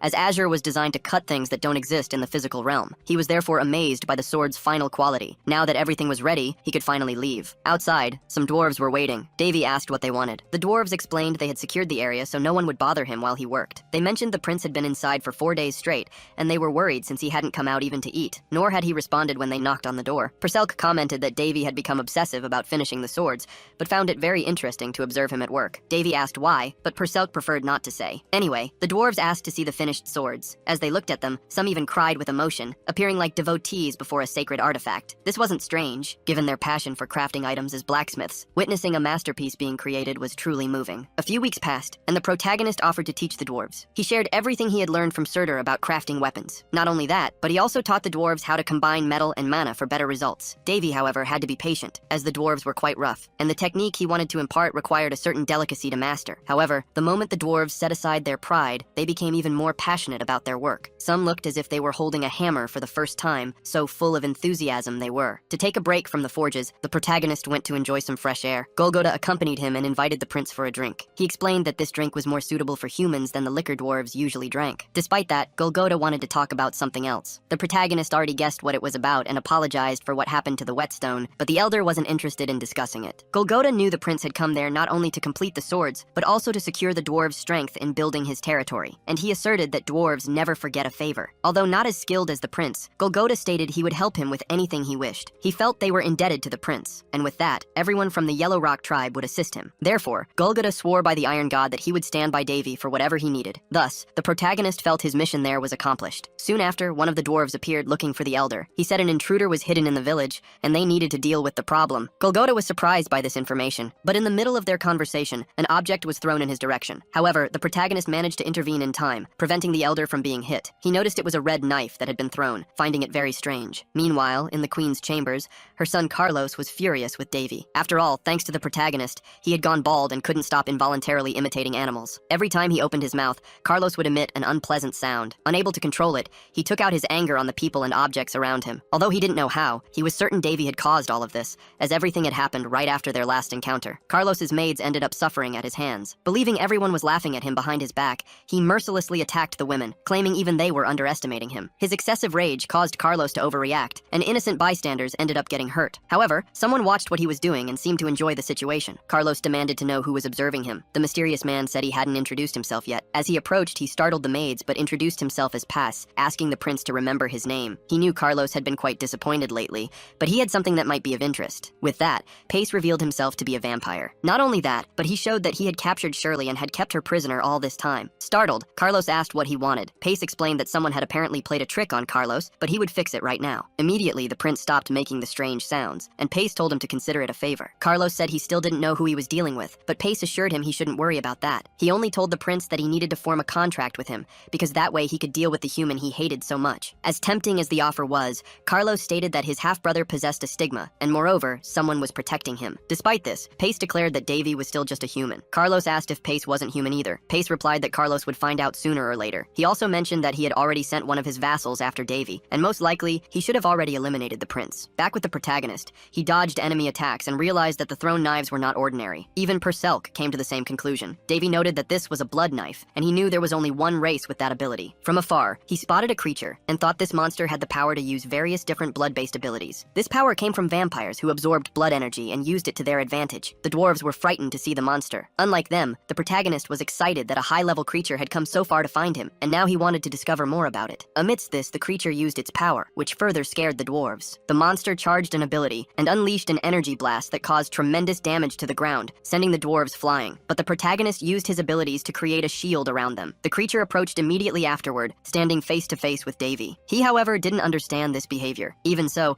he was extremely curious and realized he would have to fight to discover more about the enemy. After being attacked, the dwarves are sidelined. Meanwhile, the protagonist faces off against the enemy. Not only that, but the monster stares back at him. Right away, Davy comments that his opponent seems pretty animated. And sarcastically, he asks if it thinks it's a real predator or something. Immediately, the protagonist notices an aura of blood. He knows that even among vampires, only high-level ones can use this ability. So, this enemy is, at the very least, at an expert level. Perselk tells Davy to be careful, as they've realized this enemy is much stronger than normal magical beasts. However, the protagonist isn't worried about it, saying that even if that's the case, the monster is still just an animal that moves by instinct. The beast roars as it sees the protagonist approach, but Davy hits it, sending the enemy flying into the air. The monster itself didn't even try to react. At this, the protagonist thinks the opportunity is perfect. With the enemy still airborne, he prepares to use magic and pulls the crimson sword from a magic portal. Davy says you have to saddle a horse to test its speed, meaning you can only know if a weapon is good by testing it in combat. With that, the protagonist performs several consecutive strikes, and the enemy is left completely unable to react. A flashback shows that during the peak of the Murim's Central Plains,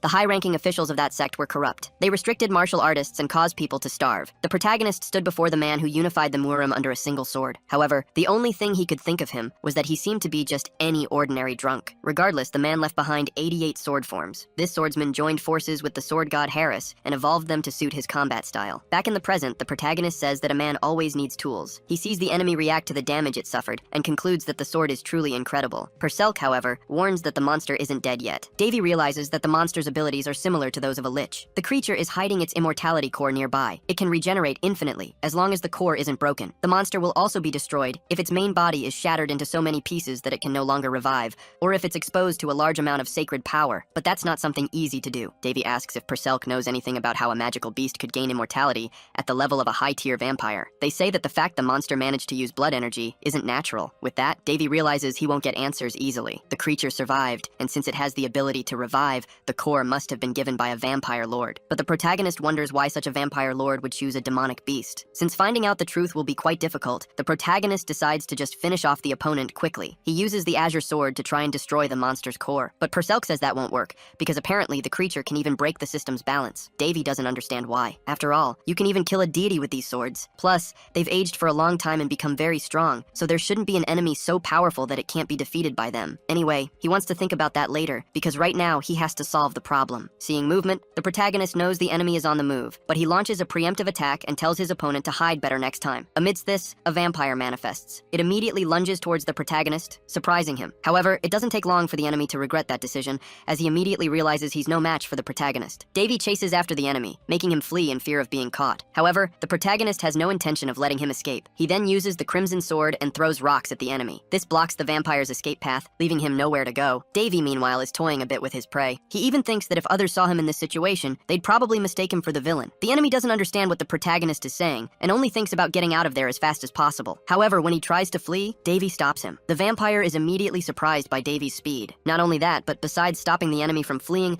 the protagonist says he can't just leave after what he's done. He then attacks the vampire, who narrowly avoids a direct hit. However, he still gets a cut and realizes that he's truly not facing just any opponent. The vampire thinks he belongs to the high nobility of his kind, and not only that, but he believes his race is superior to humans. He's facing a human who wasn't scared by the magical beast, and on top of that, after defeating it, is playing cat and mouse as if it's nothing. With this, the vampire realizes that Pace misjudged the prince, and now that he's become easy prey, his master isn't there to help him. The vampire can only think that he's not facing a normal human. Plus, he can't even counterattack his opponent. Sometime later, the protagonist subdues the vampire and tells him to behave and not try to resist. The vampire calls the protagonist an inferior human and asks, "What do you think you're doing?" Davy says he needs to know a few things, but the vampire claims his species doesn't give confidential information to humans. The protagonist, in turn, claims he never intended to make the vampire talk, as he has a perfect magic for that and can see through others' minds. He knows about the resilience of vampires. However, he believes there's nothing he can't uncover. At this, the protagonist uses his interrogation flame magic to get all the information he needs, and in the process, the vampire feels the flames burning his body. Immediately after, he begs the protagonist to put out the fire. Perselk says that even though he's an enemy, she finds this excessive, but Davy claims the vampire won't die. His friend says she isn't worried about the vampire, but Davy says he usually doesn't show mercy to someone who tries to take his life. Perselk knows this well, yet she still feels uncomfortable, so Davy says she's too kind-hearted. Next, he says he doesn't need to uncover much about the vampire, so he wants to get it over with quickly. Crying in despair, the vampire can barely speak and still shows resilience in this situation. The protagonist asks if he wants to experience a little more of the flames. Knowing he doesn't, the vampire introduces himself as Pedkid and says he's a viscount. Davy says he knows very well that he was the target, not the dwarves, then asks if this attack was because of what he did to the vampire maid. Pedkid says yes. Davy comments that the vampire is very cooperative for someone who, just seconds ago, was saying their mouth was a tomb. Next, he asks what he really wants to know, questioning why Pedkid and the magical beast have immortality. The vampire hesitated to answer this question. With this, the protagonist thinks he might need to provoke him a little more. Annoyed, Pedkid makes an unexpected decision and claims he'd rather die than answer that. Immediately, Davy perceives the danger. He knows the vampire was cursed not to reveal what he knows. Pedkid starts to swell up and is about to explode. It doesn't take long for him to become a walking bomb and go flying, taking his information with him. After the explosion, the protagonist explains that the vampire didn't act willingly, but rather due to a curse, adding that he hadn't expected to uncover much anyway. Perselk apologizes, feeling guilty about the situation, but Davy assures her it's not her fault. He explains that when a curse is broken, the person who cast it can sense it. So, essentially, the defeated vampire's master now knows their subordinate has died. Not only that, but Davy also realizes that the curse he placed on Carlos has been lifted. The curse he used was deliberately difficult to remove, but someone apparently managed it, leading Davy to believe that all these events must be interconnected. Therefore, he expects the person behind it all to be powerful. Back in the dwarf village, they are rebuilding some of the destroyed parts. Perselk notes that the beast passed through here before going after Davy,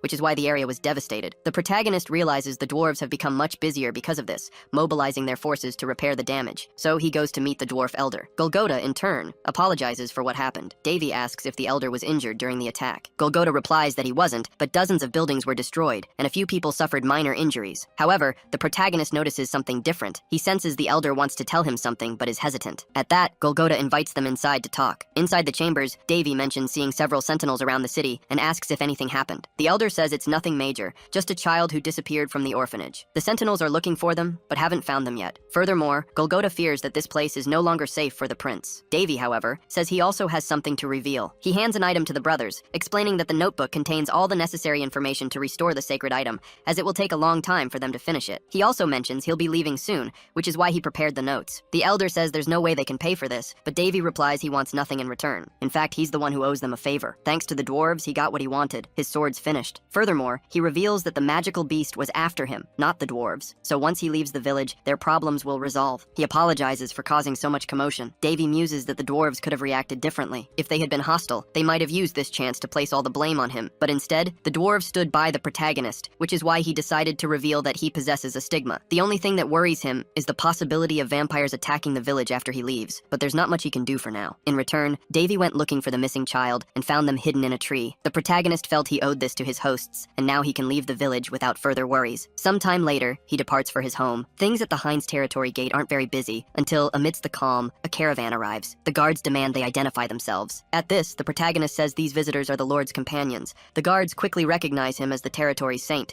even though Davy claims he isn't one. Anyway, he's happy to be back home. After returning to Heinz, he became quite busy, as much had happened in his absence. Its population had grown significantly. Normally, this would be a problem, but not with him there. After all, the protagonist hadn't returned without reinforcements. He had previously explained the whole situation to Golda. The elder says the situation there is precarious, including the Lord's mansion, but this is his chance to repay him, so he promises to transform this place into a worthy home for the world's best blacksmith. Golda states that no one will follow a leader who can't take care of himself, so he'll start with Davy's residence before moving on to other renovations. Davy says he has a few things in mind he'd like to request, and he thinks the other dwarves will like them too. Seeing the Lord accompanied by dwarves, who are known for never leaving their lands, Monmiter wonders what the territory's leader did to convince them. Despite so many questions, the protagonist thinks the territory's reconstruction is going very well. Sometime later, he goes to rest in his new chambers. He comments that he'd rather be fighting a magical beast than managing so much. Now he understands why the kings of the Joseon dynasty died so young. Perselk says being a leader isn't easy, and asks if he's not even going to change his clothes before lying down. But Davy can only think about how soft this ergonomic bed is, saying the alchemy department made it recently. However, he notices something different. Despite the bed being giant, there's someone else lying in it, and apparently,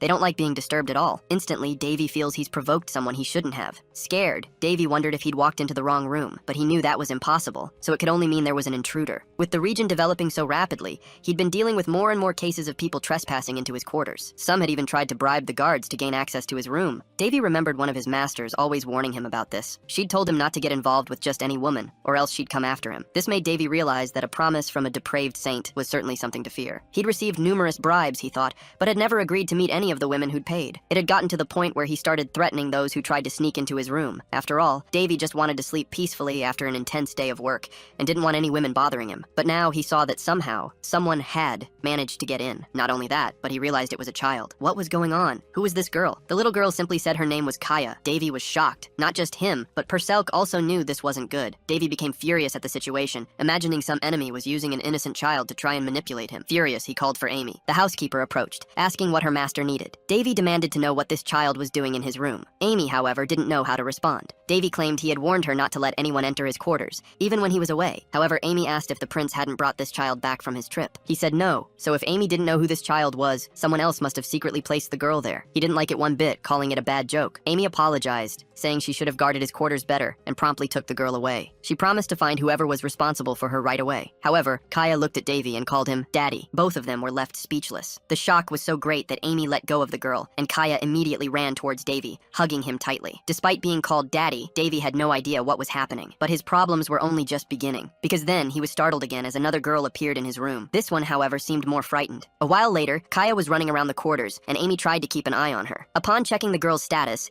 Davy realized that this was actually the human form of the Crimson Sword, and the other girl was the Azure Sword. He just couldn't understand why both had taken on human, childlike forms. Perselk remarked that Davy's sense of morality must be wounded, given the terrible names he'd chosen for them. Davy, however, retorted that it was too late for that now. Davy definitely hadn't expected this, but he discovered the swords had become self-aware and called him father because he had created them. He insisted, though, that this had happened against his will. Meanwhile, Amy offered Kaya a biscuit. Seeing this, Davy wondered if swords even needed to eat. As if one wasn't enough, the other girl approached Davy. She hadn't made up a nickname for herself, so Davy continued to call her Azure. The girl in turn called him Daddy. Davy felt his heart couldn't handle so much cuteness. A while later, he gathered the two of them. He asked if they could return to their original form. Azure and Crimson understood the command. They manifested their power together and transformed back into swords. Perselk noted that they didn't even hesitate to return to their original form. Davy commented that their transformation seemed instinctive. What's more, the density of power within the swords seemed to have increased, so the emergence of their consciousness had actually strengthened them. After that, he told them they could both return to their human forms. With this, he wondered if he should reveal it publicly. Perselk reminded him that the two were his daughters. Davy said they were technically adopted daughters, and he didn't want this to interfere with a future marriage or anything similar. While he pondered what to do, Amy appeared to speak with the prince. She announced he had just received a visitor. Davy asked if a guest had arrived without announcing their presence. The housekeeper said yes, but revealed it was his sister, Princess Winley. Winley is enchanted by the children as soon as she arrives, and asks her brother who these girls are. Davy tells her they are his adopted daughters. Winley is truly surprised by this information. she immediately comments that Davy always has something new every time she sees him. She mentions she was worried when she heard about his departure to an inhospitable territory, but was very happy to learn he had set up a business and was living very well. What's more, as soon as she arrived, she saw dwarves around town and was delighted, because she thought they never left their villages. Davy explains that they are all helping each other. He adds that he would like to welcome Winley more properly, but as she can see, things are quite hectic around here. She says it's no problem and is simply happy to see her brother content. Besides, she knows he's a busy guy. Davy thinks his sister is right. After all, he is having fun. He then invites Winley inside, while still attending to his family. Amy leads the other people who traveled with Winley. The protagonist notices something strange about this, but for now, he'll let the housekeeper deal with the others. Inside the house, Davy asks Winley how she found time to visit him, being so busy with her own territory. She explains that the number of nighttime attacks has decreased, so Varys has become a very peaceful territory recently. Unlike his territory, Varys is quite uninteresting. Actually, Winley says the reason for her visit is something else. She asks if her brother knows how to use the power of a stigma. She knows that despite her brother being a busy guy, he's the only one she can count on now. That's why she wants to know if he can help. The protagonist sees his sister crying and realizes she's in trouble. He quickly volunteers to help in whatever way necessary. A little while later, Winley falls asleep. Davy knows there's a considerable distance between the Varys and Hines territories, so she must be exhausted. After all, she traveled for several days without proper rest, just to speak with him. Winley had mentioned that a friend of hers was on the verge of death, with doctors and priests having given up trying to cure her. The protagonist knows that Patna is Winley's friend and personal bodyguard. She was hit by a poisoned arrow while defending the princess. His sister had fallen into a trap and was pursued by bandits, so if Patna hadn't been with her, Winley might have been hit by the arrow. Winley said a priest removed the poison from Patna's body, but after that, marks began to appear all over her body. Additionally, abnormal symptoms started manifesting in the bodyguard. Because of this, she has been suffering greatly and is basically dying slowly. Desperate for help, Winley decided that a priest wouldn't solve her friend's problem, so she tried to appeal to someone with greater authority. That's why she came to her brother, because he has a stigma, and she believes only he can help. Davy promised he would do everything he could, and after crying for a long time,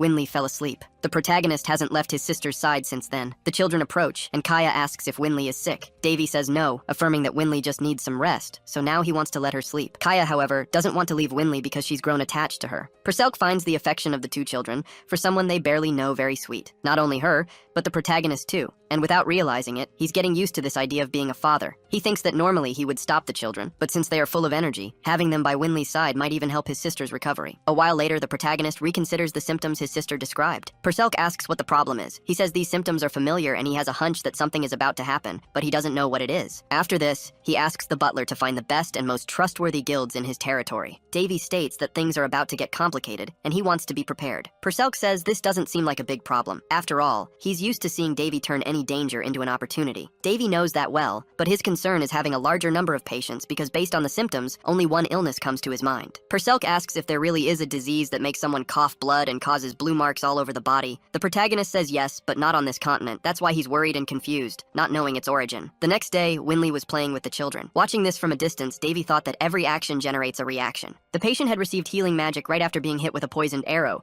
but then started showing abnormal symptoms of a disease unknown to doctors. Perselk mentioned that Davy wasn't looking well. Davy replied that he'd been thinking a lot lately. His friend then asked where savages who pillaged the kingdom's borders could have gotten such a powerful poison. Davy had suspicions, but said it was too early to draw conclusions, so he needed to investigate further. Perselk asked if that's why he'd called the Intelligence Guild. Davy confirmed, explaining that he believed the cure for every illness lay in its cause. That was the first thing he'd learned in his medical studies. Then he noticed a presence and remarked that the timing couldn't be more perfect. He told the person not to be shy and to reveal themselves. Perselk asked who he was talking to. Davy pointed to a disguised person in front of him and told them not to waste time. The mysterious person said they'd heard the prince needed help. Davy confirmed, thanking them for the visit. But realizing his guest was cautious, he went straight to the point. He said he wanted to buy information and could pay a good price for it, knowing very well that nothing in this world came for free. The mysterious person replied that with appropriate payment, they could even provide information from neighboring kingdoms, no matter if the information was intimate or not. Davy asked if the guest had any information about the princess of the Farron Empire. Perselk interjected, saying he didn't need to play the merchant's game. Regardless, the guest stated they'd give their life to collect whatever was needed, so the answer was yes. Davy said he would be direct. He then placed the payment on the table and stated that there was a knight named Patna who protected his younger sister, Winley. He wanted to know everything about her and where she had been recently. Meanwhile, he saw in the merchant's status that their name was Ina Helishana, a dark elf. In turn, the elf asked if all they needed to do was investigate that woman's past. Davy asked if he had requested too difficult a task. Ina said they wouldn't accept the money. Davy asked, why not? Ina replied that they would be paid after completing the service. Davy then asked what would happen if he decided not to pay. The elf, knowing Davy was quite sarcastic, also also knew he didn't usually break agreements, which was why she knew he'd pay. Davy realized that even though she was discreet,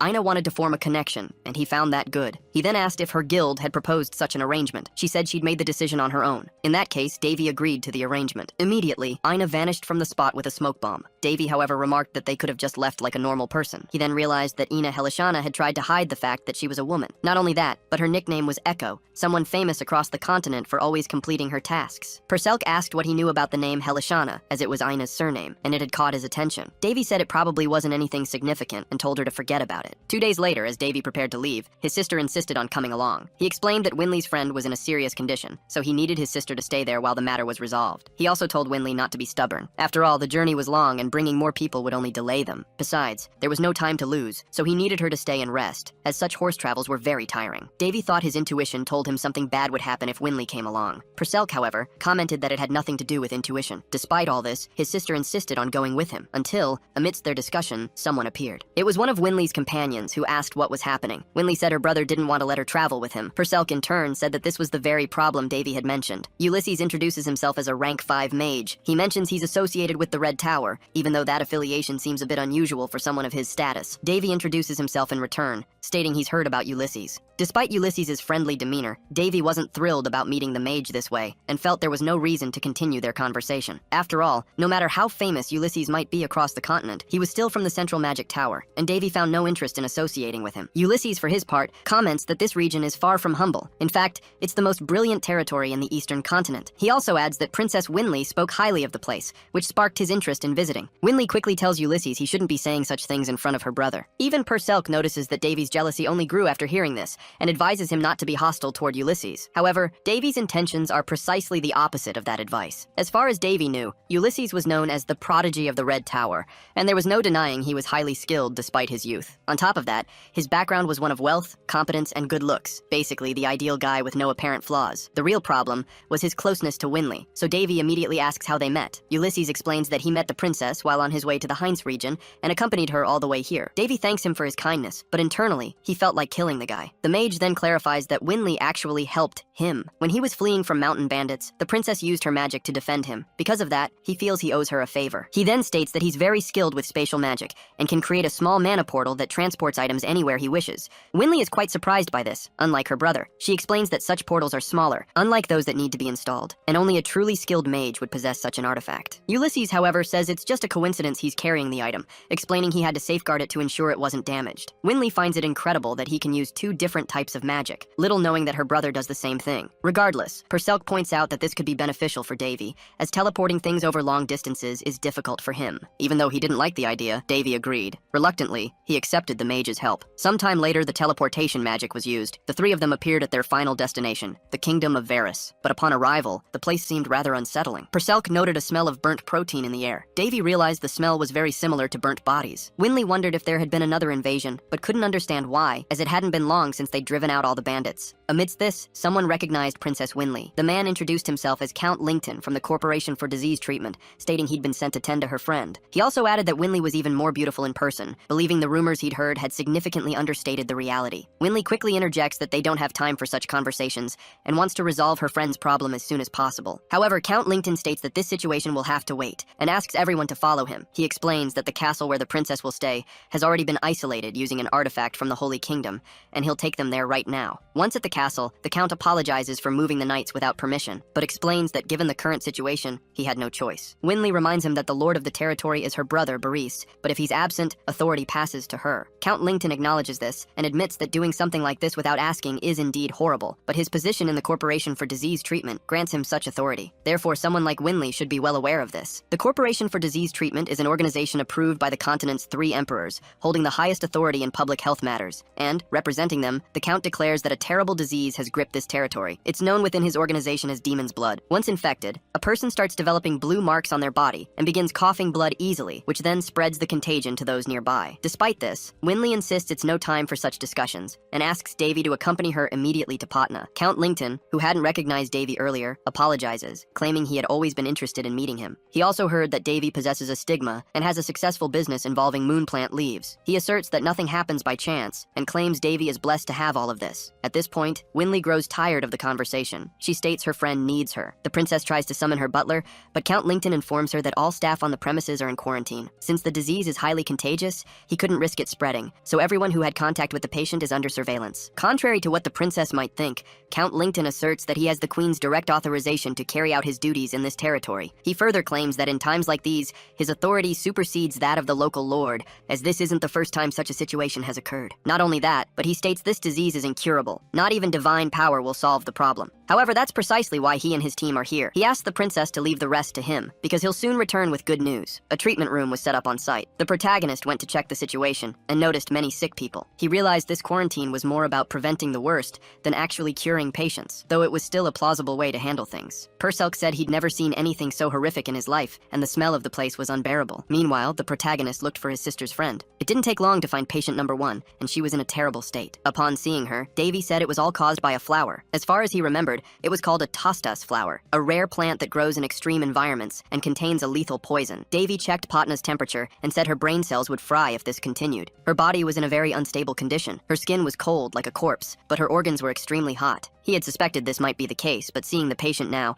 he concluded it would be more complicated than he'd imagined. However, the most intriguing thing was how this disease had reached this continent. Davy claimed the disease was lethal, caused by a virus called melting acceleration. Not only that, but he said the disease had prevailed in another world and was created with a specific goal, to be unlike any other known illness. Besides being highly contagious, it could kill millions through a single person. Last time, it took 10 years for a cure to be developed, and even though many people were saved, countless others had already died by then. With that, Davy said he needed to make antibiotics before it was too late. He picked up a scalpel from the nearby table and prepared to perform a removal, but before he could, he was stopped. A baron named Gorneo, an official from the disease organization, said it was a restricted area and asked what the protagonist was doing. He introduced himself as Prince Davy and said his presence should have already been reported. The baron said he was aware of the prince's arrival, but claimed this place was off limits even for royalty, so he asked Davy to leave. He added that Davy must already know a pandemic was spreading across the territory, and they had discovered the disease spread through the air. He then asked the prince to cover his face before he inhaled the contagious disease. He said he was aware the prince had a stigma, but affirmed it wouldn't protect him, because a high priest had recently visited the kingdom, and even he got infected. Suddenly, the baron saw someone screaming in pain and asked when that patient's condition had worsened. Gorneo told them to calm the patient down and then give him painkillers. One of the nurses prepared a syringe, but the protagonist claimed that if he gave that to the patient, it would kill him. He then asked to check the vial, and upon grabbing it, he said that was the problem. Davy tore open the patient's shirt, realizing the man's blood was clogging his lungs due to the virus. Therefore, he would have a cardiac arrest if this problem wasn't dealt with. With that, the protagonist prepared a scalpel and made a precise incision on the patient, relieving his pain.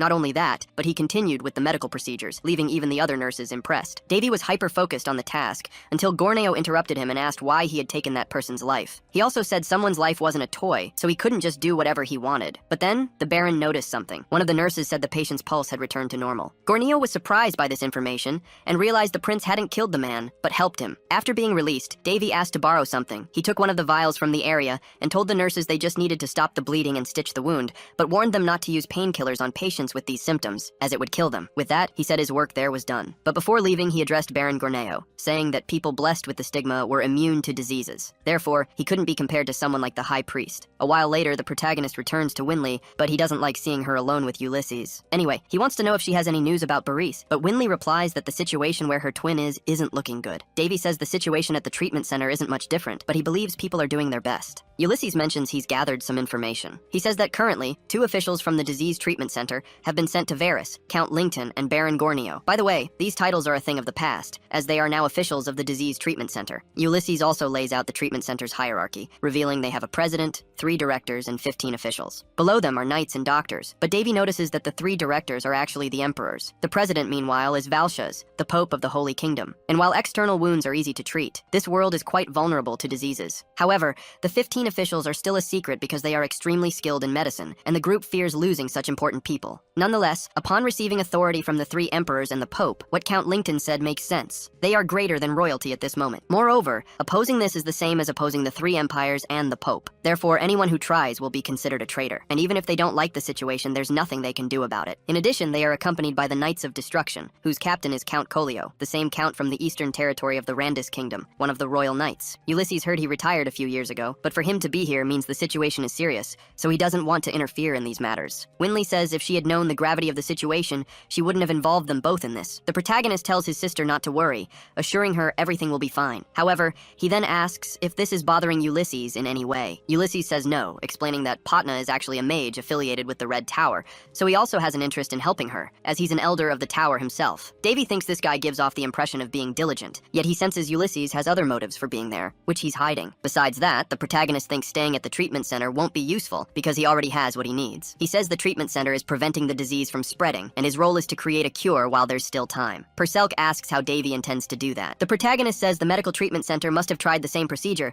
but because they used traditional methods, they weren't successful. Purcell then understands he will use the patient's blood, but still doesn't know how that will work. Davy says he has a method and asks if the elf is here. Ina Helishana reveals herself, saying the protagonist has found her again. However, she doesn't like that her stealth never seems to work on him. Anyway, she proceeds to hand over the requested information, but mentions she hasn't received payment yet. She also says she has something else for him, something she thinks will be useful. Davy jokes that if she keeps this up, Ina Helishana will ruin her reputation. She, however, doesn't care and claims she knows what she's doing. Davy opens the scroll the elf provided. He asks if the information written there is reliable. He knows that for informants, reliability is practically their lifeblood. Therefore, if Ina Helishana confirms the information's veracity, she isn't lying. The protagonist says he has one more request. He hands her a list and asks her to bring as many of the listed items as she can, trusting she'll do the job better than any mercenary. He also tells her to put the bill under the disease treatment center's name. Ina Helishana hesitates to do this, but the protagonist argues that it's to save people's lives, and he knows she isn't so cold-hearted as to not care about that. So he asks her to carry out the task for the good of humanity.